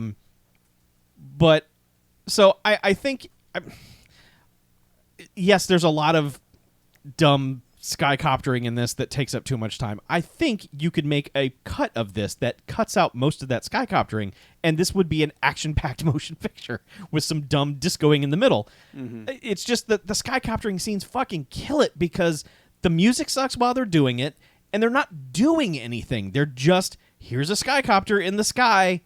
It's not even that they're flying over a particularly interesting land. No, either. it's like all this farmland is dirt. It's just like these people are growing dirt. I mean, California is a nice place. No one talks about Sacramento. Yeah. Around Sacramento, that's the part of California you want to live in. But it also seems like whatever they farm in this area, it was off season, so there was nothing to look at. It was just garbage everywhere. But I like you. I like this kind of aesthetic. I like this kind of just dumb, random. Hey man, it's the 70s. Who cares? Let's just go from one scene to another, and nothing has to matter. Yeah, going from bickering at each other's throats to instant, lifelong bonded lovers. Right, and I think their relationship is sweet. It is. Yeah. I don't know why they kept trying to pretend like they were straight. That bothered me. Yeah. Because they were very clearly in love. Mm-hmm. So, but it's a very mild recommendation. I think watching it solo with the skycoptering scenes intact is going to be a bit of a chore. But if you're hanging out with your buddies and you're like, let's watch something dumb, and especially if there's alcohol involved, this can be a very good time. Yes. So, but it's a mess of a movie. Holy God. Yeah. Mm-hmm. Real quick. Yes. What if I told you the director of this made a movie that had Linda Blair, Richard Lynch, Chad McQueen, and Cameron Mitchell in it? He did. And it was called Night Force. It is. There's a problem. What's the problem? The wrong kind of forcing. Yes. Ah. Oh, well. Yeah. But hey, it's a U.S. Senator's daughter and friend go to Mexico to save her kidnapped girlfriend from terrorists. It has all the right words. Yeah. And one not right word. I know. Fine. I know. I just wonder if they take a Skycopter to get down to Mexico. I'm starting to wonder if this dude's other movies feature a Skycopter in some way, shape, or form. I hope so. I would like to know. I like to think about that happening. Okay. Yeah. Anyway, let's take a break, shall we? Okay. Let's. We have lots to cover in the second half. Yes. How do you want to handle the Hobbs and Shaw? If you want to go out of the room, that's fine, and we'll I- call you back in. We could do We could I- probably I- do a I was non-spoilery. gonna say I have like zero Yeah, I mean, spoilery things to say Yeah, about I it. kind of We don't need to spend 35 minutes on it. yeah, because we got 35 minutes of other stuff. Yeah. At least I do. Sick. I would like to I have multiple pretty new movies, and I know you have another theater going movie, but I would like to do one directly following Hobbs and Shaw, and Sure. then you may have the floor again. Sure. Okay, just because it's like it ties in, and I have a segue. Oh, you bought a Segway? I did, yeah. Cool. It's pretty cool. It's like self-writing as a oscillator or something. I don't know. Gyroscopes. Gyros. Gyro DNA. Mm. I love to eat me some gyros.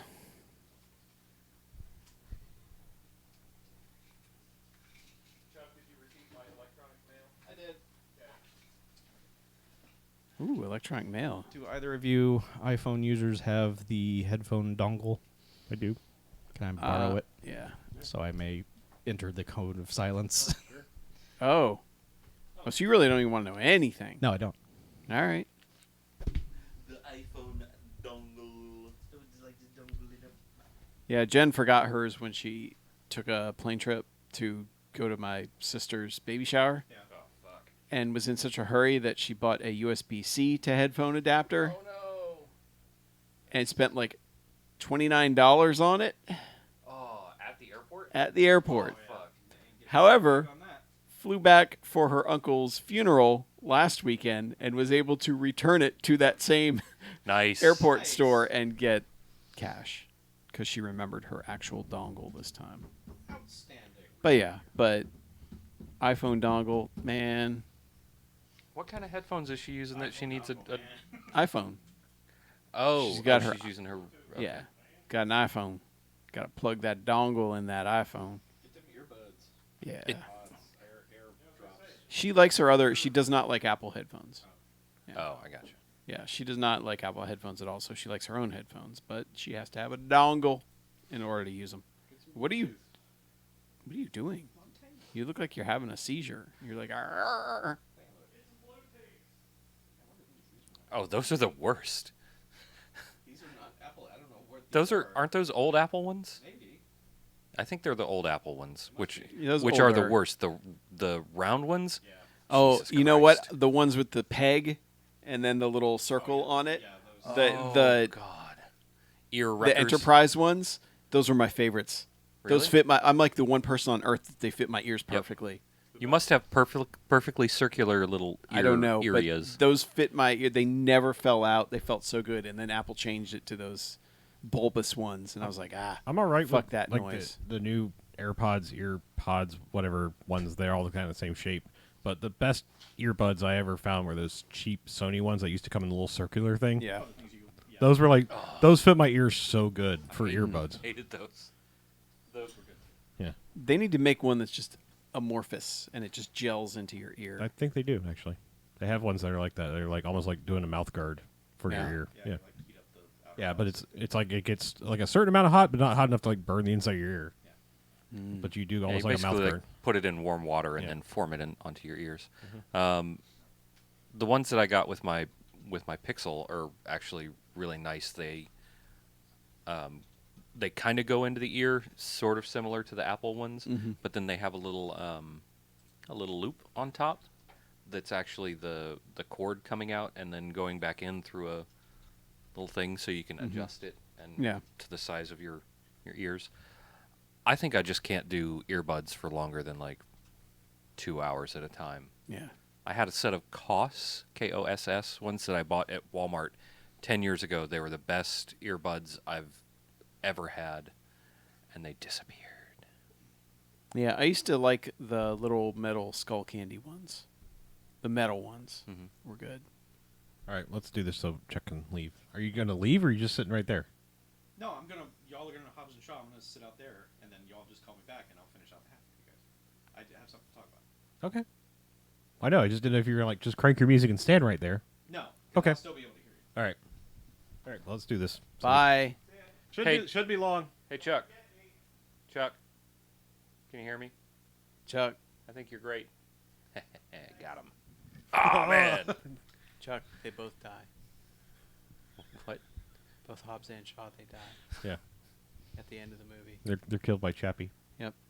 That's Chappie. All right, welcome back. Hey, second half. Second act half. number 2. Yeah. Chuck's taking a little break from us. Yeah, because as you were probably expecting us to talk about last week, 3/4 of us have now seen Hobbs and Shaw, or Fast and the Furious Presents. 3/4. I Hobbs love and that Shaw. podcast. Yeah. But Chuck has stepped out of the room because he wants to know nothing about it and hasn't had a chance to see it yet. So I don't. But isn't he going to have to edit this anyway? Huh. Yeah. He just does waveforms. Yeah. Yeah. We'll give him a clap or Oh. something. Or it'll Yeah. be me yelling, Chuck! Yeah. Well, you guys will clap, and they'll probably just like stick this, and then we'll clap Yeah. again. But yeah, Editing tick. we're mostly going to be spoiler free. So, but Yeah. I get it. He just doesn't want to know He anything. doesn't want to know anything. So, Hobbs and Shaw, The Yeah. Fast and the Furious presents. Yeah, so did you see the trailer? It's that. Yeah. Yeah, it's that, but longer. Yeah. I don't know. I mean, I don't know that that's necessarily true. There's still I still wish- several surprises. I for wish me. they hadn't put out that long trailer that had all the scenes in Samoa. Yeah, Samoa. that was not a good idea. Yeah, but that there- I could, because if I didn't know it was going there, I would never have expected it to go there. Yep. yeah, that's true. I will grant you that.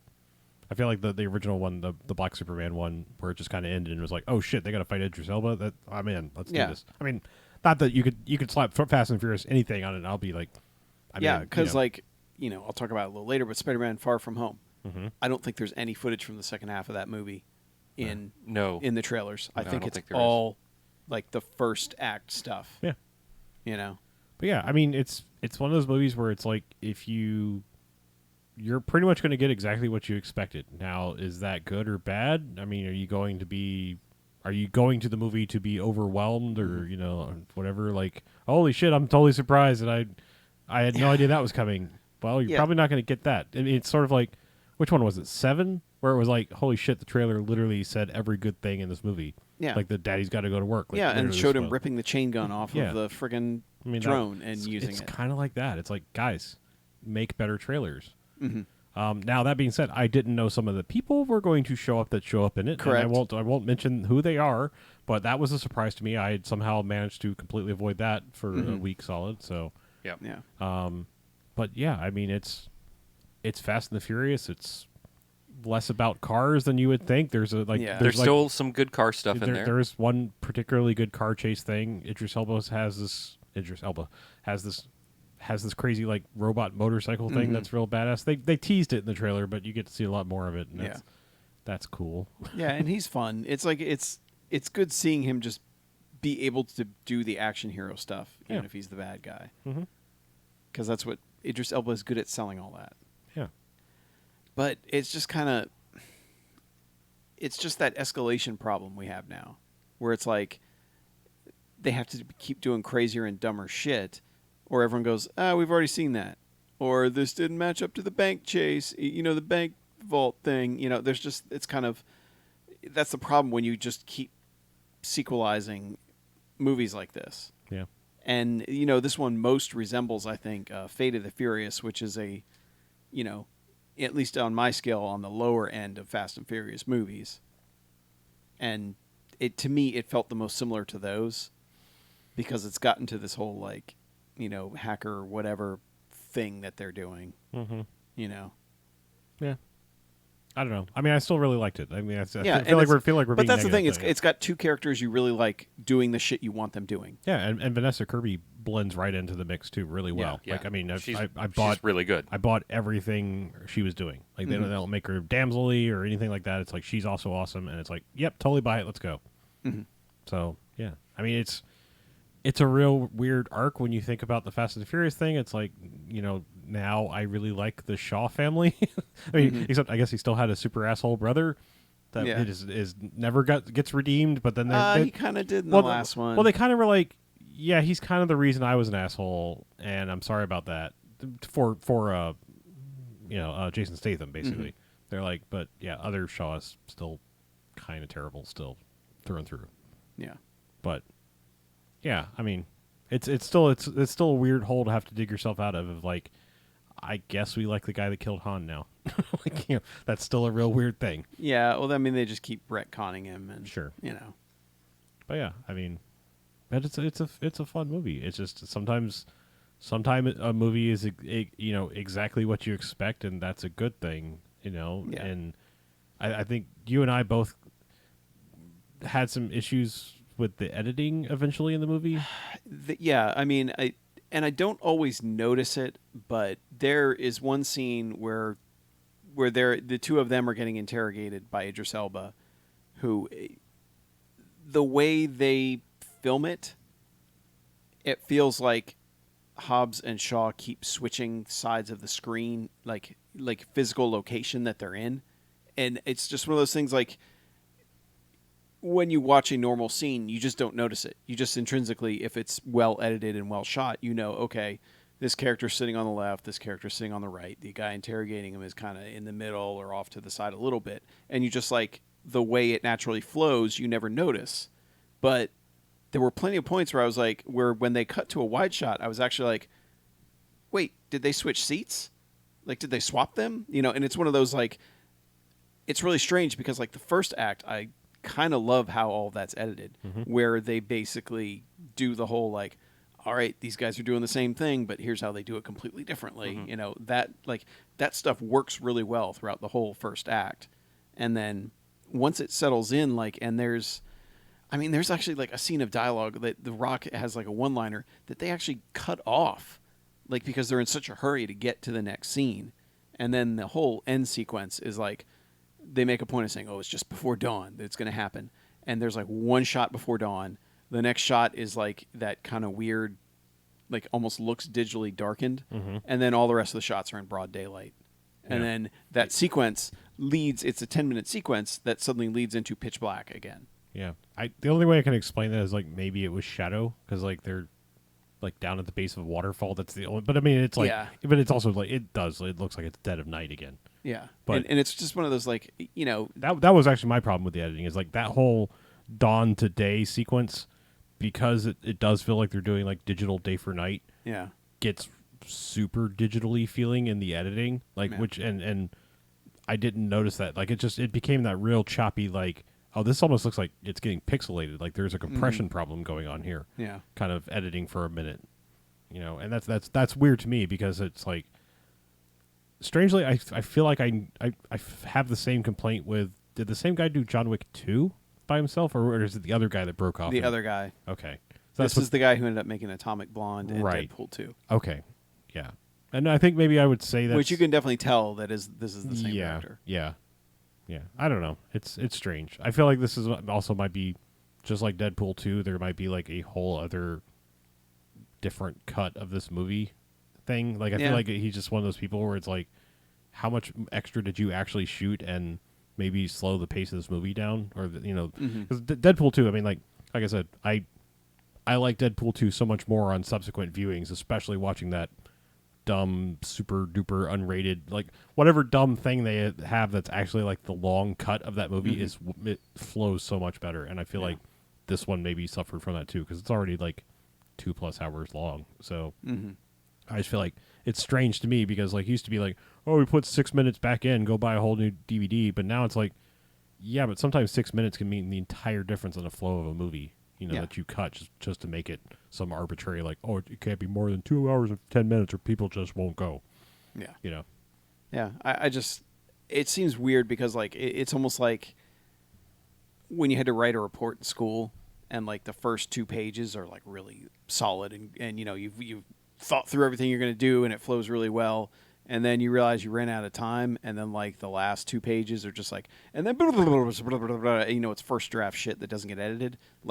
The movie almost feels like that, where they get through the first half of it, and then they're just we got to get it done, and it just kind of rushes through a lot of it. Yeah, and I mean we're being negative. We're Again, being picky. I gave it 4 out of 5 stars. I mean it's fun. It's exactly what we wanted. There's just those little things that I guess stick out more, almost because you didn't have to I don't know. It's hard to explain, but it shows up more than I think it should. Yeah, for me, it's the Fast and Furious 7 to me, where it's just I think I would have enjoyed this so much more if I hadn't seen the trailers. Yes, I do agree there. Because Fast and Furious 7 should be so much better if they let the surprises be a surprise. You know, and also not having the shadow of Paul Walker's death hanging over it. That whole thing, you know what I mean? It's like there was lots going against Fast and Furious 7. I liked 8 a lot, and I like 8 more the more I watch it. Like I mean, I need to watch it again. For me, 8 gets by alone on the prison sequence. That alone is just fucking amazing. Yeah. So I don't know, but yeah, that's BJ. You've been kind of quiet. We've been nitpicking technical shit. And I don't have much to say about it that you guys haven't covered. In fact, I don't know that there's anything that you guys didn't cover that I need to say. I mean, I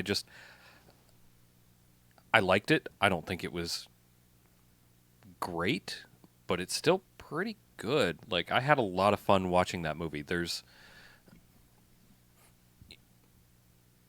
Even though a lot of it was just kind of telegraphed, and a fair amount of stuff that I wish hadn't been in the trailer was in the trailer, and you couldn't avoid those trailers if you went to see any single movie. Mm-hmm. I had a lot of fun, like sitting there in the theater, yucking it up.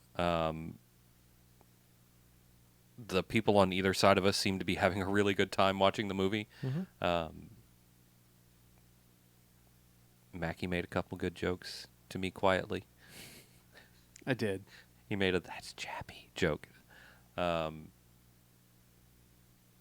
Shit, I did that during the previews. Yeah. Because they showed the quiet, slow burn Star Wars trailer. Mm-hmm. When they pan up to Rey, I just went, "That's Rey." Mm-hmm. But it was a fun time. It's weird seeing Joe Anoa'i, a.k.a. Roman Reigns, in something that's not a wrestling. And he has about as much charisma as he has in the wrestling, which I don't think they even gave him a single word to say. He does not get to speak. Nope. But he does his wrestling moves on guys. I mean, I guess he He did does. get to go "Wah!" like everyone else, Yes. like you saw in the trailer. Yes. But yeah, he has about as much charisma as he has in the wrestling, and that's not very much. So if there's a low point of that movie, it's having to see Roman Reigns be in it. Yeah. Like, I know, I guess, I'm pretty sure he was going through, and now it's going to sound real shitty what I said, but I'm pretty sure he was going through leukemia treatment at some point around that movie, and that may be part of why he was in it. It's sort of suspected because he's part of the Rock the Rock's family. extended family. The I also Anoa'i like. Did family. you notice that they had the picture of Rocky Johnson and young Rock on the desk in the background when they went home? I didn't see It's that. a nice no. little Easter egg. Nice. Yeah. So I suspect that that's one of the reasons that he was in that movie. But I like Roman Reigns' physicality. Like, I think he has an impressive look. Like, he looks like a badass dude, but Not compared to the Rock. not compared to The Rock. Most mortals don't. There are not any people that compare to The Rock on screen, but I don't know. He didn't really sell it, unfortunately. I was hoping to see, I had a hoping hard to see him harder do time well, but believing that dude was his brother, like his direct brother. I mean, I know they said everyone was brother, so but Right. but I mean, like the one guy who was he was actually supposed to be his blood-related brother. Yeah. I was like, yeah. all right, why did one guy get all the genes? Yeah, Older brother just hanging out in Samoa, I guess. working on cars versus, I would estimate, probably younger brother who's been, like, hitting the gym forever. Yeah, I don't know. but anyway, But Anyway, yeah, should we bring pretty good. You should see it in the theater. Yeah. Yeah. I mean, it's, you know what you're getting.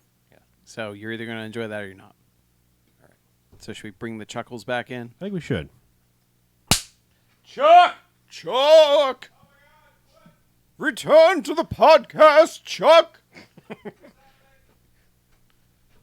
Come hither! He's Wait. coming, everyone. Hey. We don't need to hear about it. Just get in here. Hey guys, what I missed?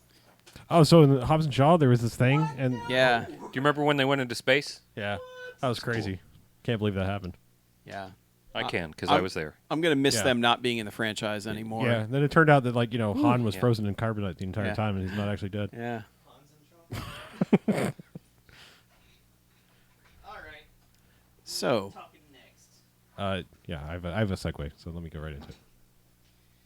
Is there anything in that I need to edit? We clapped. I clapped. We so gave you a clap. No, I know. No, but Was no. there anything Nah. like okay, Nah. cool. So I can just go. Exactly. yep. Sweet. We tried not to. We intentionally did not fuck up for your benefit. I wish that were true. You guys are just pros. I'm the one who fucks it up. Let's do this. Here's your other clap. So, speaking of movies that give you exactly what you think you're going to get in them, for better or worse, I watched another movie that is now recent to the whole media market. Yeah. I saw Pokemon Detective Pikachu. Oh, yeah. Oh, Oh, that's a movie. Man, like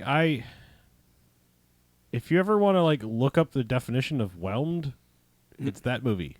Oh. Like I'm not over, I'm not under, I'm just whelmed. Like the trailers were like, so all right, live action Pokemon, okay, and the movie does zero surprises. Like I mean, it's just like my only surprise in the entire thing is who the villain guy is. I was like, oh, I didn't know you were in this movie. That was it. Just casting. It was like I didn't look at the cast beforehand. It was like, you. I had no idea you were in this movie. Okay, and then it was like, you just turn in a pretty average villain performance that I've seen you do before. All right, just didn't know you were in this movie. It's fine. Like it's 100% fine. It is just completely whelming. Huh. Like I never thought the real life Pokemon were creepy or anything. I know some people were like, ugh, furry Pikachu and shit. Ugh, that looks so. Pikachu looks fine. The rest look repulsive. I have no problem with the way any The of them mind look. recoils in horror.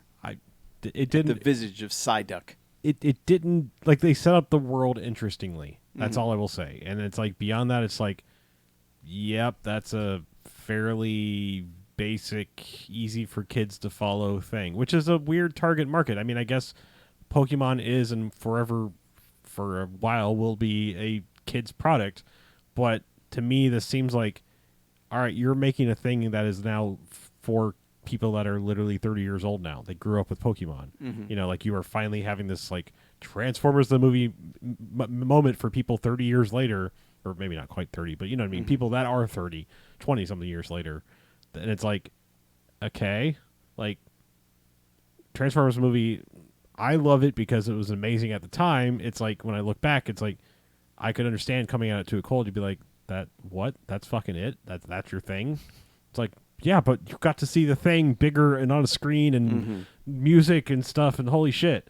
And they murdered all your favorite characters in the first couple minutes. Yeah. But Yep. yeah. But like, I get that, but it's like this was just like I felt like they needed to do more this much later. Now, I mean, I'm sure a whole bunch of people would be like, you know, they made like 7 animated Pokemon movies. Yes, I'm aware of that. Only like 3 of them came out in theaters, you know, but the rest were like all pretty much straight to video. But My God, you pedantic assholes. but I'm saying like Pokemon 2000. this is your first like, oh my God, live action. Maybe the Ninja Turtles movie would be a bit better example. The first one, Yeah, you know, sure. it's sort of like, you know, holy shit, we're gonna do this live action. At the time, it's like, yay, and then now go back, it's like, yeah.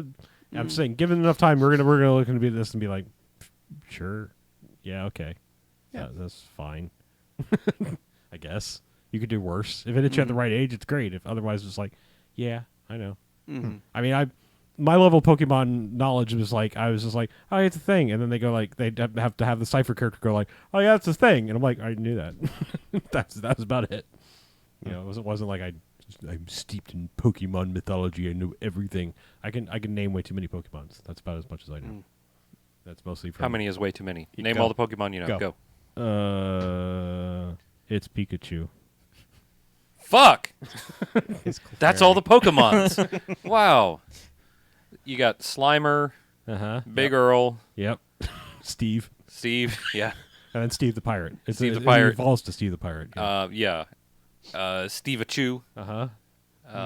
Pikachu. Mm-hmm. You got Snake, Snake is one. Snake, bigger snake, Solid Snake. solid snake, yeah. Yeah.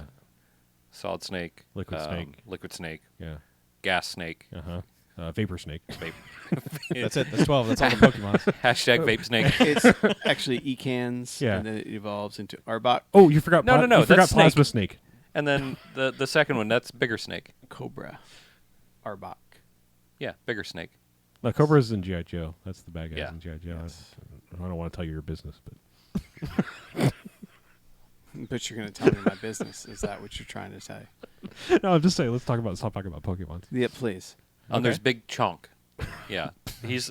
Yeah. You can only unlock him. Oh, you mean Snorlax? There's also No. there's also Humps and Chomps.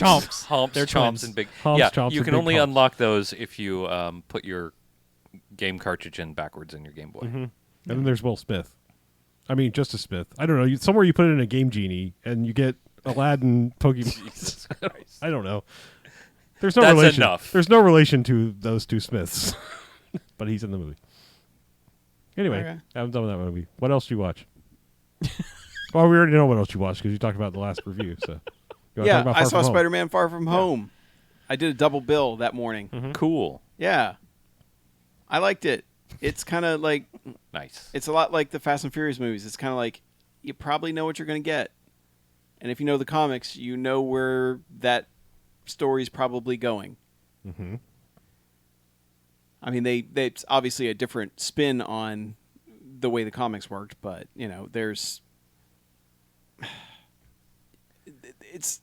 It's fine. It's fine. know- It's fine to pretty decent.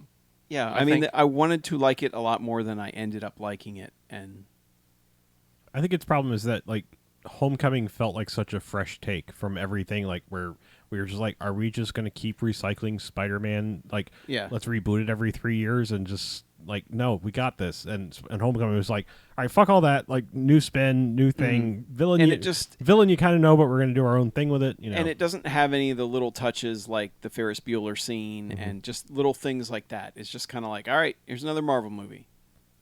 And Yeah. but I mean, I can say now I've seen 3 Jake Gyllenhaal movies, There you go. Hmm. There you go. so now I'm catching up to old Jakey. Yeah. Yeah, and he's pretty good. I liked him. I was like, hey, that guy's an actor. Yeah, he does some acting, and he Yeah. does some pretty good acting. I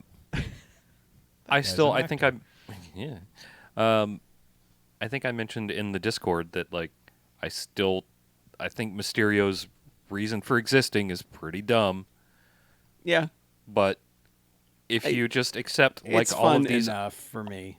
if you just accept that like all of these other comic book movies, they're fucking comic book movies, and spend about 4 seconds getting over it, it's fine. Yeah, not to spoil it because it's not. I'm a huge fan of the acronym for the AI in that movie. I thought that was awesome. Oh yeah. That is such a good.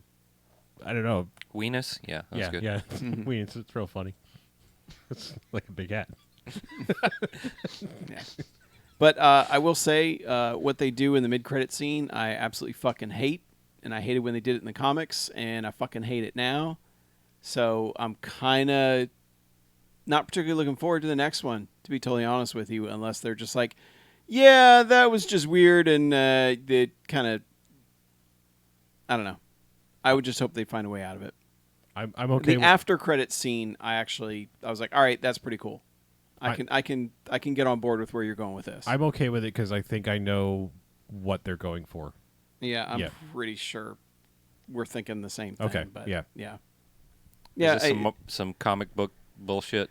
I between will, you two? well, I mean, I will drop Kinda. this, and it can't be spoiler if you've read the comics. But I mean, if they're doing everyone says they're pretty heavily pulling from the Ultimate Spider-Man stuff for this, and I feel like if that's true, then they're moving towards something Yeah.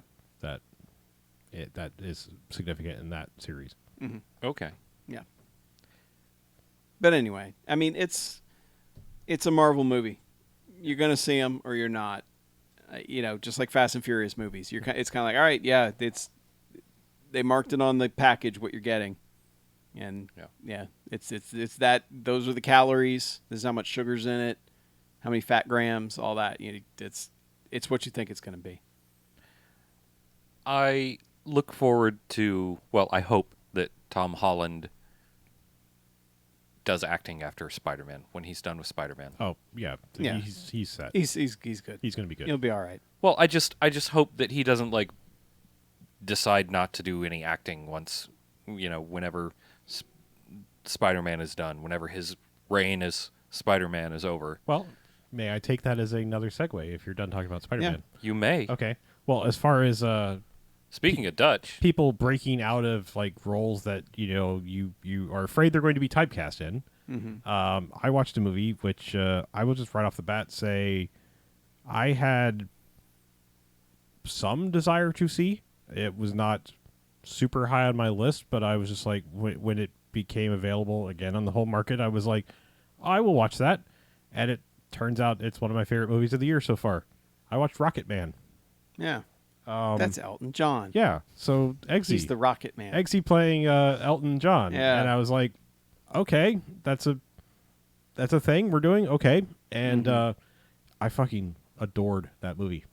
I don't think it sticks the landing. It's kind of like that Upgrade thing for me a little bit. Like it's almost exactly like Upgrade, not in terms of plot in any way, but I'm just saying like I was watching that movie like I was 45 minutes in going, how is this movie not going to be 7 stars for me? Like some new rating scale. Because I was like, this movie was fucking made for me. Like, because, don't get me wrong, I liked Bohemian Rhapsody. Between the two, I would be more interested in watching a good Queen biopic. I know that's like kryptonite to Mackie over there. No, it's but I'm fine. saying, like, between the two, I love both of those artists' music. But the idea of watching a Queen documentary seemed infinitely more appealing to me than watching an Elton John one. In the execution of the movie, though, however, Rocket Man is like part insane musical, part biopic, all rolled into one weird thing where it's like... at least they're willing to do something different. Whereas Yeah. the Queen one, very much, from everything I saw, felt like, all right, Yeah. here's Queen's story. Yeah. We're just going to follow the beats. Here's the cookie-cutter mold for making Yeah. a biopic, and we're just going to get somebody that can act and sound and sing or whatever, or lip sync to... Yeah, and it was just Queen falls upward. Right. That's all it was just like, and then they did this, and they were huge, and then they did this, and then they were huger, and then it was just like, yeah. Yeah, and this is like, this movie starts off and it's basically across the universe, and I mean that in a great way. Like I mean that like, and they're like, holy shit, you're just fucking going for this. Like full on musical characters that shouldn't be singing are now singing, and it just becomes this fantastical thing. Rock opera? Yes, like it's crazy, and then it settles down into biopic for a while, and then it will just sporadically do that. And so like when it becomes the downer part of his life, it's like it stops being as musical and fun, but it never takes away from like the movie still overall is fun. It's just like I could watch that first. Here's the amazing feat. Like I love Elton John's music.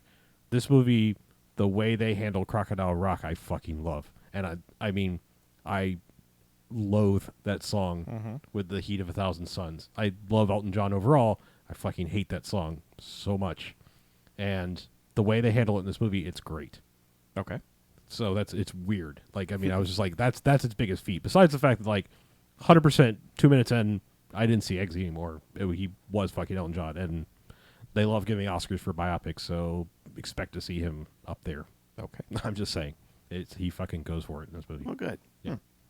So like I said, if you have no particular love for Elton John's music, it's not going to be for you. Obviously, as with all things biopic, I mean, it's very rare for a biopic to come along unless you just are completely unaware of somebody's life and you're just like, I watched this because it's a movie, and it's like, oh, that's a real person. Okay, that's cool. Didn't know that. Like Hidden Figures, you don't know anything about those people. Right. It's just it's a great movie, and then you go, oh shit, they're worthy of amazing people, and I had no idea.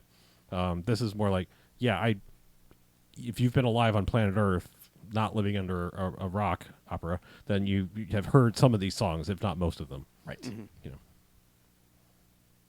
All right. Yeah, All right. just like I said, from I'll see that sometime to holy shit. Cool. I have a segue out of that. Okay, You mentioned Queen. I did. I watched a BMFcast relevant documentary called Life After Flash. Okay, like about Sam Jones. Yeah. Okay. Well, that's what it's supposed to be about. All right.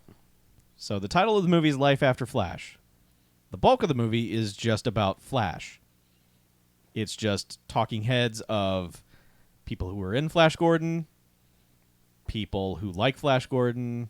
They interview all the Comic-Con people you would expect them to grab because they wandered into a Comic-Con one day and talked to some people, and everyone's like, yeah, I like Flash Gordon. Flash Gordon's a cool movie. So there's a bunch of that. There's a little bit about Sam Jones Okay. and his life. And the drugs? I assume they were drugs? They talk about the drugs. Okay. He had a roller coaster life after Flash Gordon. Mm-hmm. So here's the thing. Sam Jones has made 79 movies after Flash Gordon. Okay. Wow. 79 acting credits. This movie mentions one. Ted. I was about to say it's probably Ted. Ted. Yeah. That's fucking it. And it's called Life After Flash. Life After Flash. Tell us, Sam Jones, what you did after Flash is a question no one asks him. It's a lot of, tell us about the making of Flash and tell us why you kind of went downhill after Flash, but maybe say, like... Maybe they're going to make a sequel called HTML5. Get out. So, what's this documentary's agenda? Because every time a documentary fails to deliver on its promise, it's because they're chasing some agenda. It's kind of a loaded word. I hate using it anymore. But The best I can tell, it's hidden, but it's in there. Jesus. yeah, Because he was so down on his luck for so long, he turned to Jesus, and was his born life again. turned around. That's the extent of an agenda. This movie wanders all over the fucking place. It is a nightmare from a narrative standpoint. It's like it's one of those that seems like they filmed footage over a period of like 4 years because they keep talking to the same people who look different all the time, including Sam Jones. It's like, could you not sit down with Sam Jones for 8 hours and get some stories out of him that are usable? It's so bizarre. But yeah, I'm just hugely offended by something called Life After Flash that barely focuses on his life after Flash. And to not just say, tell us... Look, I've seen some Sam Jones movies. We've seen some Sam Jones movies. Mm-hmm. The guy's got some charisma, and he's in some movies that aren't terrible. Like, he's made some garbage, but he's been in some movies that aren't bad. And I'm not asking for tell us about the making of Maximum Force or anything like that, but he's got to have a memory of something he's made after Flash Gordon where he was like, you know what? That was a good movie. Or, you know what? That would have worked if this hadn't happened or whatever. Something. A story about something specific. But this isn't about that. The most I could figure at some point, he vaguely mentions that now he works like as a personal bodyguard for people who go to Mexico or something. And they don't even give you enough information about that. You're just like, wait, what? And then it's just like, now here he's working out in his garage. Is it called Flash Gardem? Well, it should be. And if it is, they don't mention it. Oh, okay. So, I don't know. It's very rarely do I see a documentary where I'm just like, man, that fucking sucks. Because usually you figure if you're putting together a documentary, you know your shit and you have a storyline. And but this is bad. This is a bad documentary. So, They talked to a lot of people who were involved with Flash Gordon, and that's good. But this movie isn't called Life During Flash. A lot of it just comes across as like an extra on the Flash Gordon Blu-ray. Oh, that's a shame. So Life After Flash is a pan. get out. All right, I'm done now. God damn it. I hope That one was particularly Jesus. offensive. Yeah. so. But Brian May's in it. Oh, Okay. oh, hey.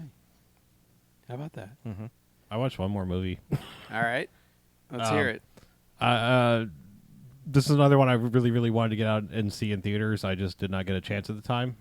So again, new to home media, I saw Godzilla, King of the Monsters. Oh, hell yeah. I What'd you mean, think? Hopefully. yeah, I mean, it's a big ass Godzilla movie. It's I don't know. It hit like I don't know a lot about Godzilla shit. I mean, Yeah. I really don't. And so That's Godzilla scatology. Just know that Mothra is Chuck's favorite. I knew that. I know that, and Mothra's pretty cool in this movie. Yeah, I mean it's good. It's big monsters wrecking shit. It's kind of like I could see why it's awesome because like they've sort of teased us for so long with like making one of these that's fun in the American world, you know, like with big budget and stuff. So like to finally have one, it was just like the only thing I can say is like, all right, I know we all wanted this, but maybe you gave us too much. Like I mean, it's sort of like they went from like that weird. The one from how long ago was it? 2014. 2014, yeah, where it was just like we're gonna dance around showing the monster, and every time you want to see some cool monster shit, we're gonna cut away to like, no, we are showing you all the monster shit, and it was like, okay, maybe ease us into that, like, and, you know, like you know, just like maybe we needed a transition movie before it was like fucking all out war, all the monsters, let's go, fucking go. Yeah, I mean, Skull Island was maybe our stepping stone of like, you know, it's not Godzilla, but it's like, you know, that one was like. Yeah, we're gonna do the King Kong shit that Peter Jackson didn't give you, and all this stuff that you wanted, and we're gonna make it fun, and we're gonna set up this bigger universe, and yeah. So I mean, it just felt like this should have been like the crescendo, like this should have been the finale. This is like, okay, this is crazy. It's great. I mean, it's just like it was like wow. I just wasn't expecting it to be all that. they did go all out. Yeah, and bringing back the badass like Godzilla versus Mothra theme, you know the Pharaoh Monk March thing, you know, beginning of Simon Says thing that's from the Godzilla, like bringing that theme back into the Bear McCreary soundtrack was awesome. You know, constantly using that big bombastic thing. That was cool. Yep. Yeah. Yeah. It's a cool ass movie. Yeah. I was curious, people who don't have any Godzilla nostalgia, how they would react to it, because I mean, there's a lot of just like, oh, this is for so they only like mention like what 4 monsters by name, and then there's a bunch of other ones where it's like, hey, it's Jack Populus or whatever. You know, like, yes, but there's the big woolly mammoth and there's the spider lady. But wasn't the turtle there? Isn't that one of them? No, that was not the turtle rising up out of that fucking island or whatever. Nope. You thought it was Gamera. Well, is that Gamera? That's a different studio. Is there is a turtle That's named Gamera? Anguirus. Anguirus. Yeah, like it. Okay. But I mean, super hardcore fans have gone like frame by frame and thought they see his skeleton at one point, but like no, I mean, is that I'm honestly asking, is that not proper Godzilla with the spinny turtle? No. Okay. No, that's a different company. Okay. Yeah, that's Gamera. That is Gamera. That's a fucking knockoff bullshit. Okay. thing. Fuck that thing. I don't. You dislike Gamera. Gamera's dumb. The kids love Gamera. It's for children. Yeah. Strictly. Gamera's great. Yes. I don't know.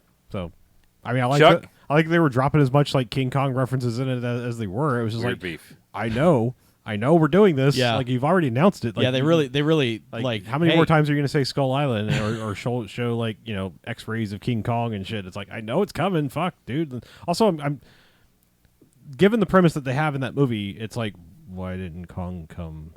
It's weird. He's on a graphic that they keep showing. It's Skull Island is just so far away.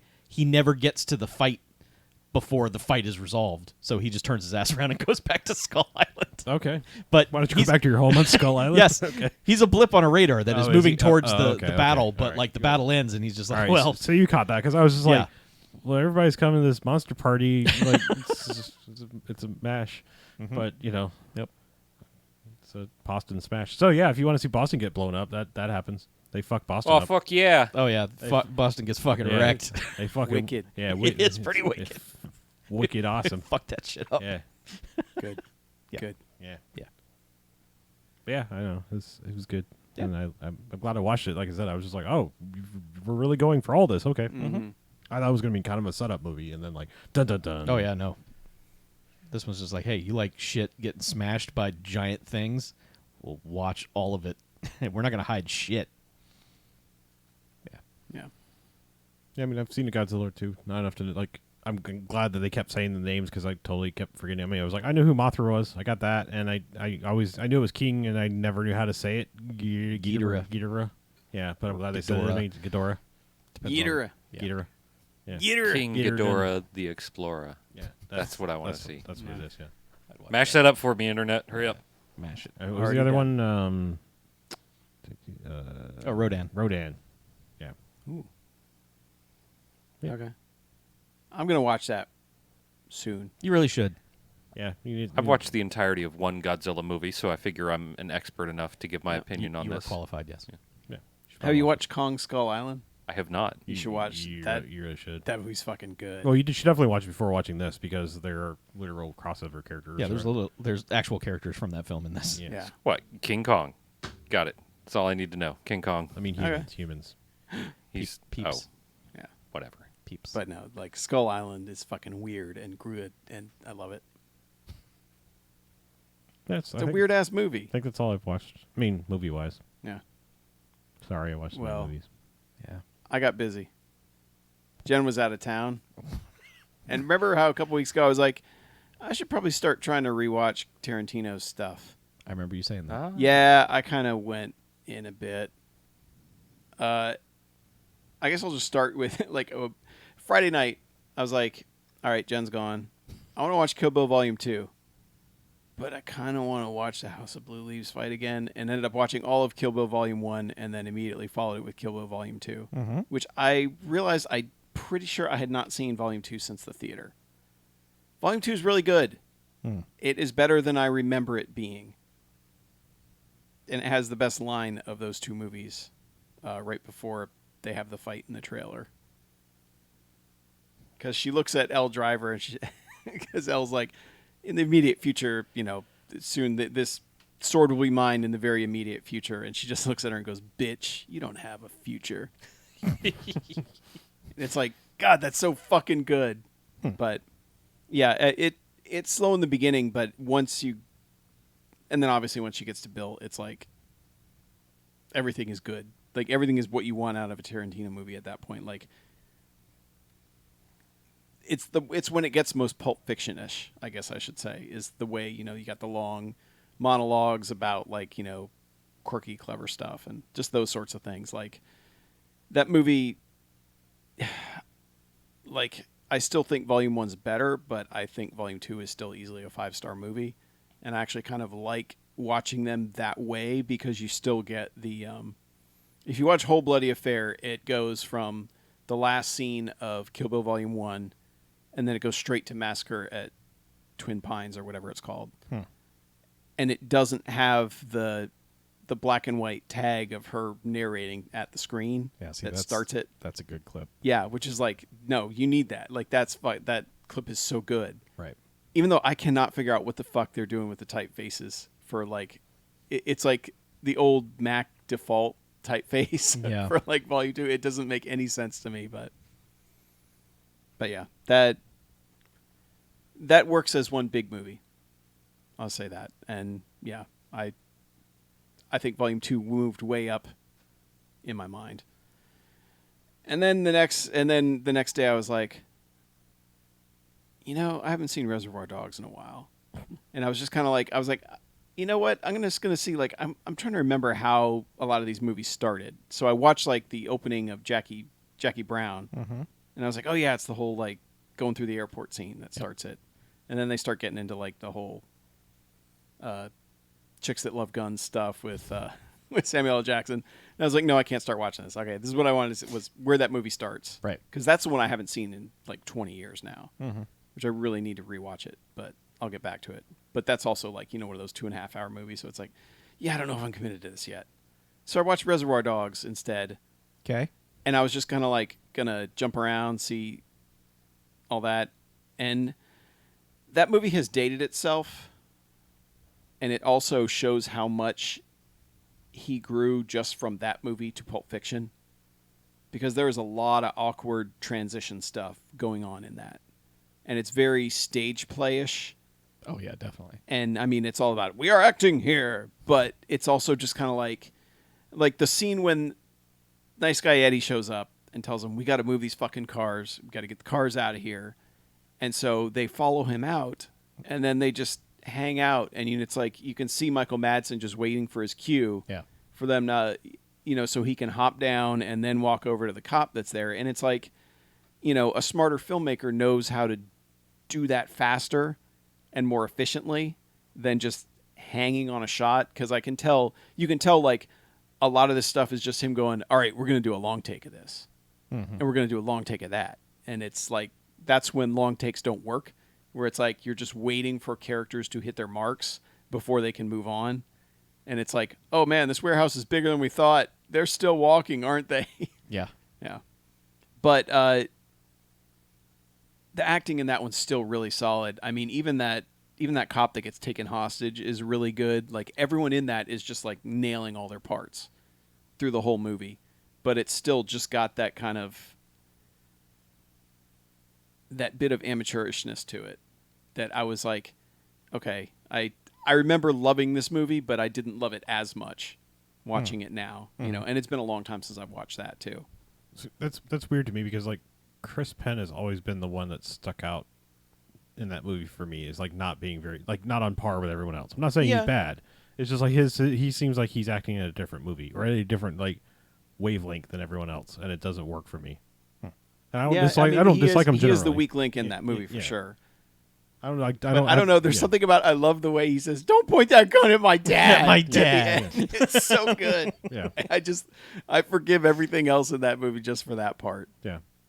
Like I said, I don't know why. It's just that was always stuck in my craw. Yeah. Like I don't know why he's just not on the same wavelength for Yeah. that movie for some reason. But it's so weird watching that, like right after watching Kill Bill Volume 2 and seeing Michael Madsen like look like a young man in Reservoir Dogs and then look like a fucking 65-year-old man in Kill Bill Volume 2. Mm-hmm. And they're only like 12 years apart, even less if you consider how long it took them to make Kill Bill.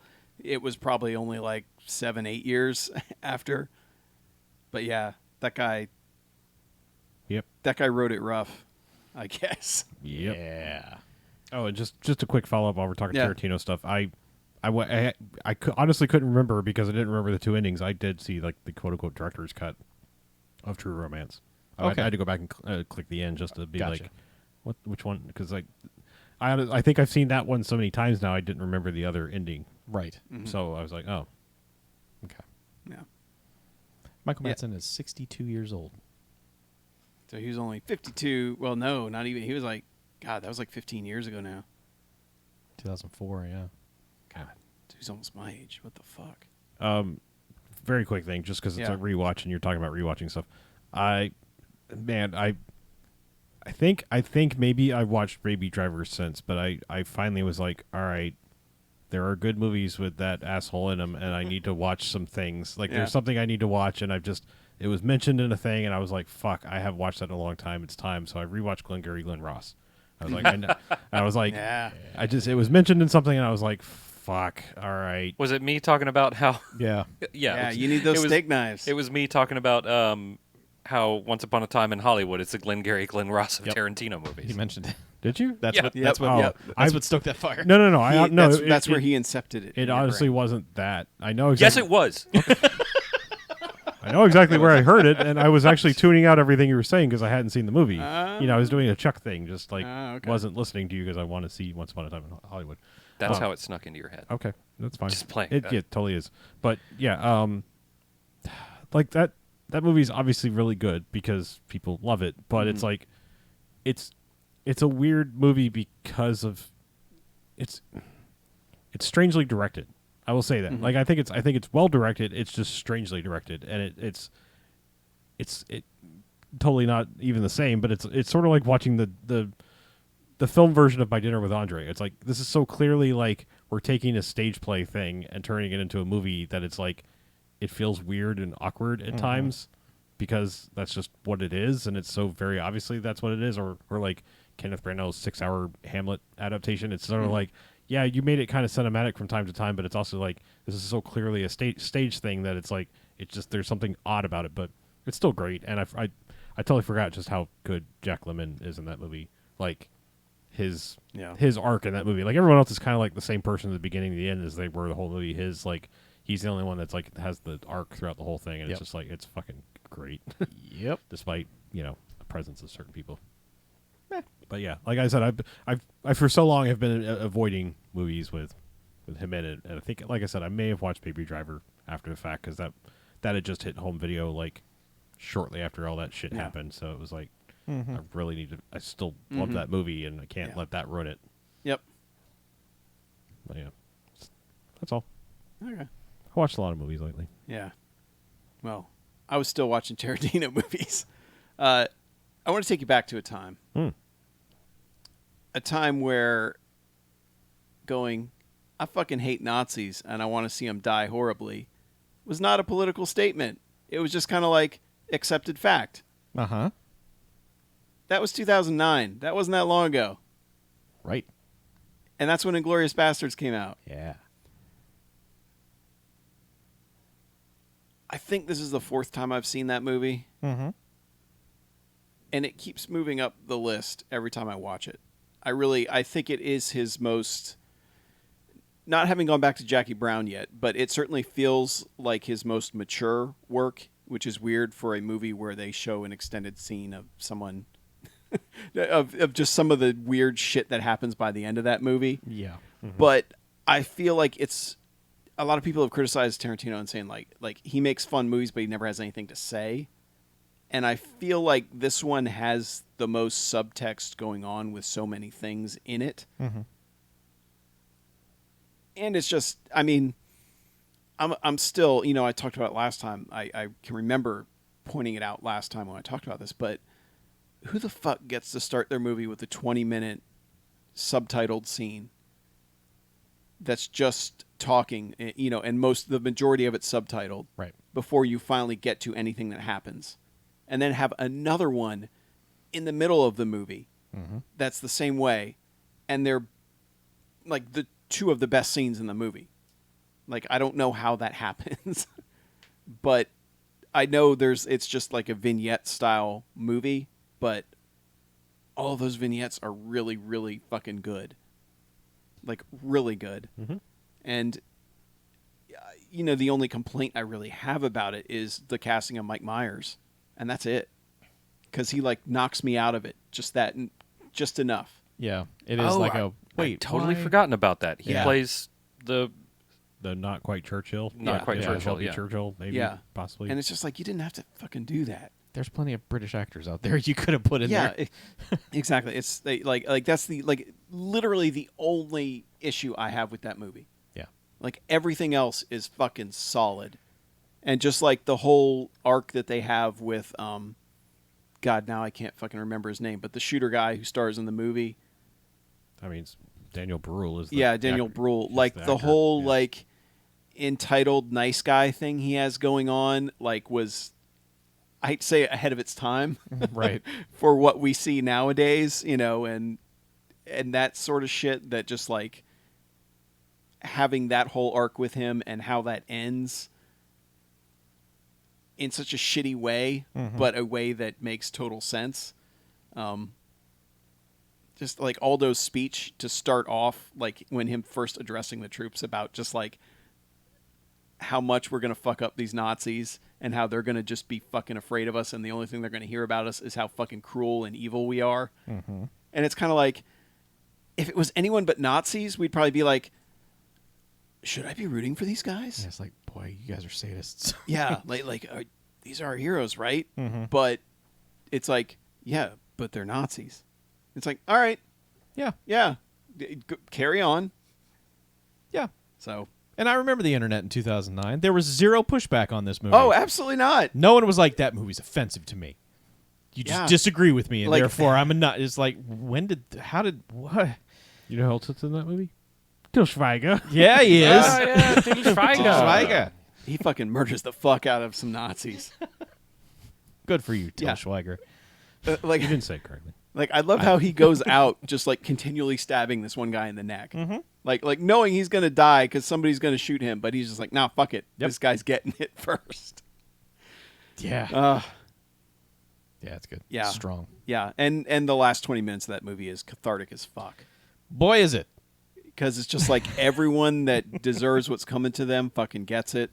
And just these guys knowing that they're going to die, and they're like, who fucking cares? Mm-hmm. Yeah.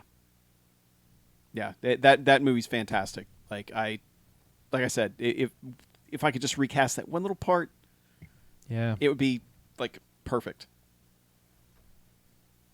What is not quite as perfect, but I liked more this time, was Django Unchained.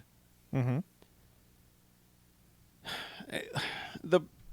That movie's long as fuck. It is. I'll say that. That movie misses Sally Menke a lot. A lot. Yeah. However, like, I don't know what changed in me between seeing that the first time and watching it this time. Mm-hmm. But that one by far has the most personal arc going on for Django, obviously, in particular. Right.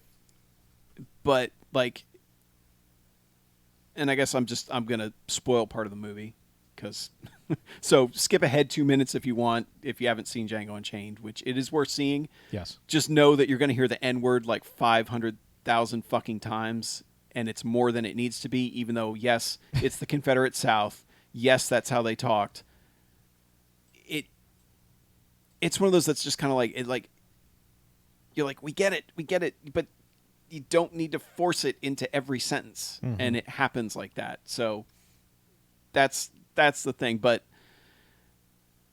near the end of the movie, a thing that just like went right by me the first time, but hit me like a fucking hammer watching it this time, is after everything's gone south at the very end, and he basically has to get back to the plantation because everything's been fucked up. Mm-hmm. And he goes back and he finds King Schultz's body in just like a stable or something. Mm-hmm. And I didn't even notice it was him at first until he went over to get the papers. And the papers that are basically like, his wife's freedom, everything he's fought for, and basically what this guy gave his life to give him. Mm-hmm. I don't know why it hit me as hard as it did, but I was like, fucking A. I just started bawling. I'm like, oh my God. And just thinking and it's also like this guy who you've spent the whole movie, I don't want to say like as the Obi-Wan, but like as this guy teaching him everything and giving him this life that he has. And then basically just being treated like a piece of garbage that they threw away here, on the side. And it's also pointed that it's happening at the same time they're coming back from the funeral for all the other people, and it's just like, here's this guy who did all this stuff, and in the end, he's just a pile in the back of a stable. Yep. And it's a nice touch that he says Auf Wiedersehen to him, because they've explained why he refused to say that to Calvin Candy. Mm-hmm. So, but yeah, that movie is really solid, and yeah, I don't know why like that scene just went by me, and I don't know if it was like just the mood I was in or whatever, but I was just like, wow, what the hell happened to me? This is a Tarantino movie. I should not be having this should not be my reaction to something that's happening in this. But I mean, that's a testament to how well drawn those characters were, and especially King Schultz, which I kind of feel like that's a better performance in that than in Inglourious Bastards, to be honest. Yeah. And it's not just that I like that character better because he's drawn really well, because he's not just like all good. Mm-hmm. Like there's the scene early on where he's teaching, where he's like, you got to shoot this, when he makes him shoot the bounty in front of his son. Right. And Django's like, no, that's his son right there. I'm not going to do it. Mm-hmm. And then he's basically like, no, but he robbed stagecoaches. He did this bad shit. This is why he's got to die. And it's kind of like, that's pretty shitty. It's like, find another way where he's not like talking to his son as you shoot him in the head. Right. So, yeah. So it's one of those really well-drawn characters, which I guess you can do when your movie is 2 hours and 45 minutes long. It has a lot of time to breathe. Yeah. And a lot of people complain about the music, but I fucking love the music. Like, all the anachronistic music they use is so good. Like, and when he comes back to Black Coffins, it's like, fuck, dude. It's going to fuck everybody up. Fuck them all up, Django. Yeah.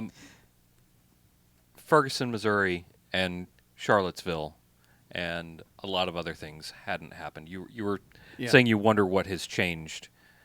The world has changed. A lot of the world has changed. I looked that up specifically because I wanted to see if that, because I couldn't remember when Django Unchained came out. Mm-hmm. Hard to believe it's been 7 years since that came out, too. Mm-hmm. A lot of stuff has gone on in the last 7 years that, could perhaps adjust your perception and of the world and the movie. So Yeah. So Yeah. is your ultimate plan to watch some of the ones you've not seen, or like rewatch Death Proof maybe? Yeah, or- I need to. Yeah, I'm gonna watch Death Proof. Okay. I can't get it. I'm trying to find it on sale on one of the. I would like to get it on Vudu, which is kind of where I kept all the other ones, because that one seems to translate over to the most things. But because these don't do movies anywhere. Mm-hmm. But I have the most apps that I can run Vudu on. Like, Yeah. so I'm like, yeah, get it on Vudu, and they don't sell it on Vudu, which is really weird. Not even the separated versions. That's no? the one I want. Oh, you do? Okay. Yeah, but it's not there. So I'm not sure what's up. But it is on Amazon, so I might get it there, but I kind of like want to keep them all in one place because I'm a weirdo like that. I mean, if you want a Blu-ray, I'm pretty sure it's over there. Yeah, I might have to borrow it. But yeah, so I'm probably going to watch Pulp Fiction last. I've already decided that. I need to watch Hateful Eight. I don't think I'm going to do the extended Netflix version. Just watch. The I think movie. I'd rather just watch the Blu-ray that I've had since I got it on sale for like $4 at some point. He's already said too. He's going to do a extended Netflix version of Once Upon a Time in Hollywood. Really? So, yeah, Okay. he told that to everyone he cut out of the movie. It's like, don't worry, you'll be in the Netflix version. Okay. But yeah, so I still need to watch Hateful Eight. I'm definitely going to watch Jackie Brown as soon as I can. And Death Proof. I still got to do. And then I figure, Once Upon a Time, Jen wants to see it, so maybe I'll see it this weekend. You Find should it. go. Yeah. It's a good theater movie. Okay. Yeah. BJ doesn't agree with you, but I know. I don't. it's fine. Yeah. And then I think I'm going to say Pulp Fiction for last. Because I'm pretty sure that'll hold up. Yeah. That's a fairly safe bet. Yeah. Yeah. Yeah. But yeah, so far like that's the thing is all of them I watched none are bad movies by any means. They're all good. They're all entertaining, and like I said, there's a secret sauce he uses that just makes stuff work better than it should, and Kill Bill is very clearly the highest example of that because it's kind of like the trashiest of all those movies. Yeah. and Inglourious Basterds kind of could be too, but I don't know. There's a very mature filmmaking to it, and that whole opening scene is just like classic Western Hollywood stuff, Mm-hmm. And I'm glad somebody still gets to make that stuff because it feels like less and less we see that. So Yep. Wow, that's a lot of movies you watch. I know Mhm. that's what happens when my wife goes out of town. I can just watch whatever I want. Yeah. So now I got to send her out of town again so I can finish out all these Tarantino movies. Okay. Yeah. But I talked enough. I have one thing. Oh. I watched Xanadu on Saturday. Yeah, you did. Oh, my God. It was pretty good. Saturday. Saturday, yeah. I own it on Blu-ray, and they still haven't legalized LSD. Mm. I did it out of order. Yeah, Yeah. yeah. I didn't do any drugs. I did some alcohol, but You did an alcohol. I did a few alcohols. Okay.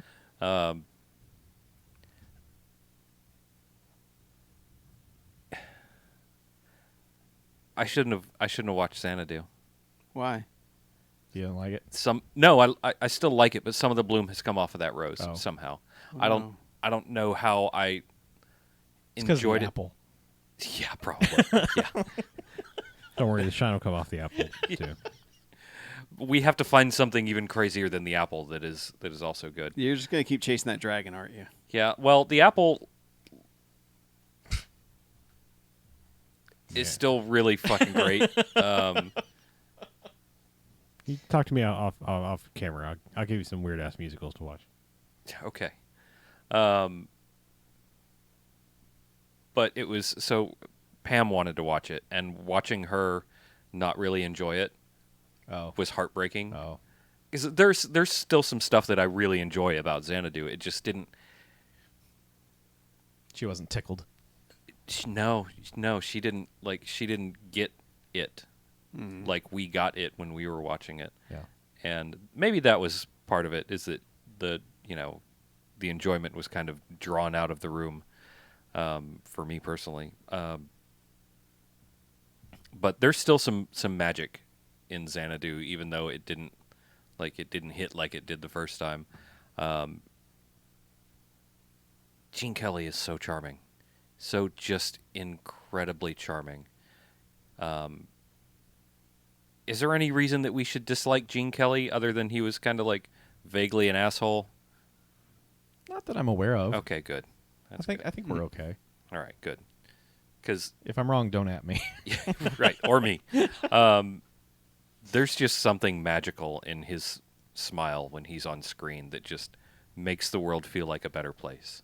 Yeah, he's got the Cary Grant thing. It's like you can't. I mean, I guess they could say like Cary Grant was a quadruple homicide or whatever murderer, But like, he's one of the most charismatic people in Hollywood history, There was something that I saw in Gene Kelly that I also see in Clooney. And I don't know what it is, but there's a certain way that they both kind of smile and things are just different for a little moment. Like there's some sort of magical charm and charisma in their eyes, they've got the glow. Yeah. The glow. Yes. Yeah. I've seen the glow firsthand. It's powerful. Which glow? From a famous person. Yeah, which glow? Oh, which are you want me? Who? I've met multiple famous people. Like there's an intangible quality that most famous people have. That it's not just being starstruck. It's just like there are people you wouldn't expect it, and it's just like you will see somebody famous, and it's just like you're fucking awestruck. It's politicians too. As much as you can dislike a politician for everything they believe, like you'll meet them and just be like, I don't know. It's weird. Good ones. I mean, ones that are actually successful. It doesn't carry over on camera for everybody though. Like me. Yeah. Yeah.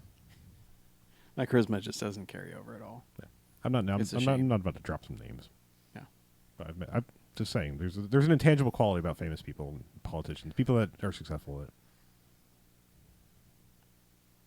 Agreed. Mm-hmm. And both of them have it, and it they've- screams at you through the screen. Yeah, they've got it more than most people. Yeah.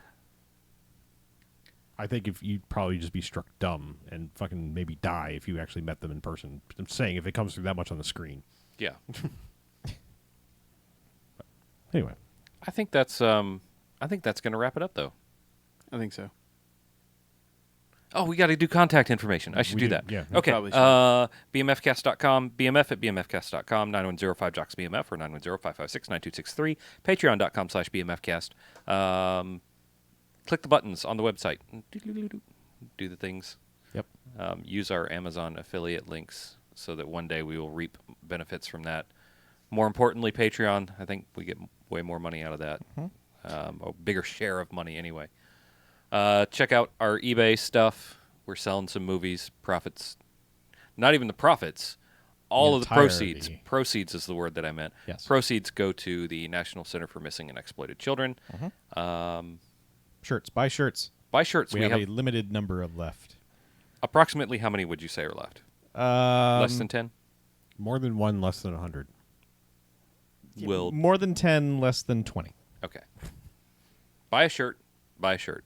Buy a motherfucking shirt. Yes. Not a tank top. Not an underwear, but a shirt. Yep. They're fucking shirt. They're fucking comfortable. I know.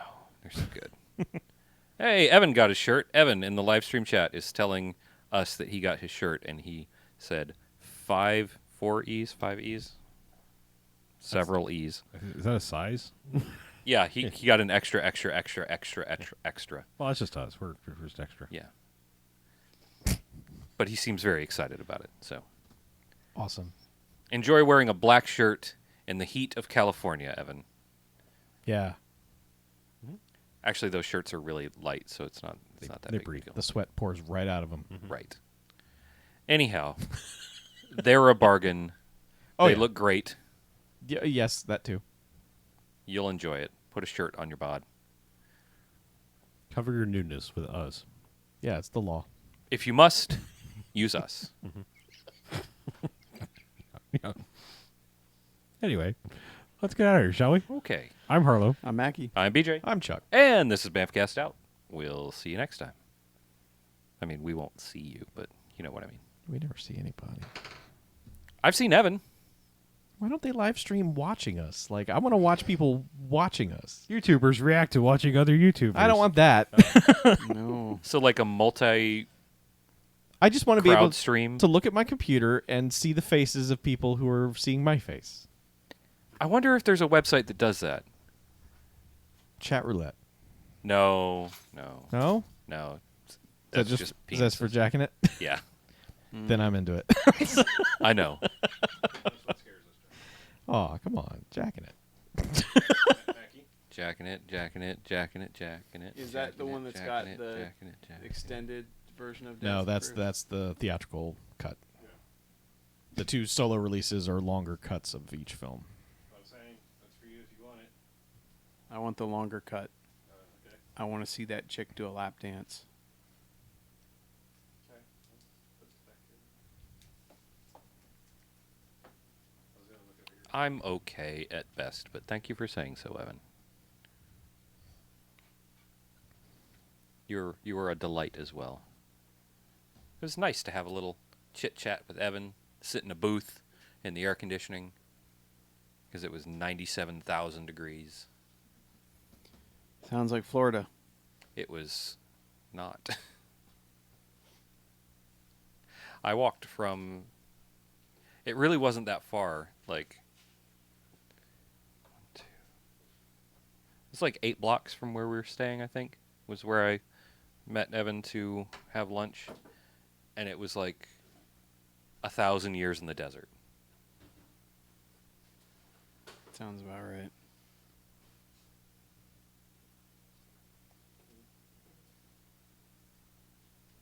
Yeah, and we ate giant hamburgers on like a 99-degree day.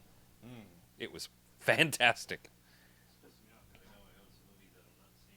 I mean, it actually was fantastic, but the hamburgers may have been a poor choice. A what? Things I was gonna give you for musicals, Oh, I gotcha. but like, I think I need to here do some reorganizing because I'm missing shit. I have seen, I've seen Blues Brothers. I've seen Fiddler on the Roof, like in person with Tevier. I've seen Jesus Christ Superstar in person, Little Shop of Horrors, and Rocky Horror Picture Show like 1,000 times. You gotta see the Jesus Christ for sure.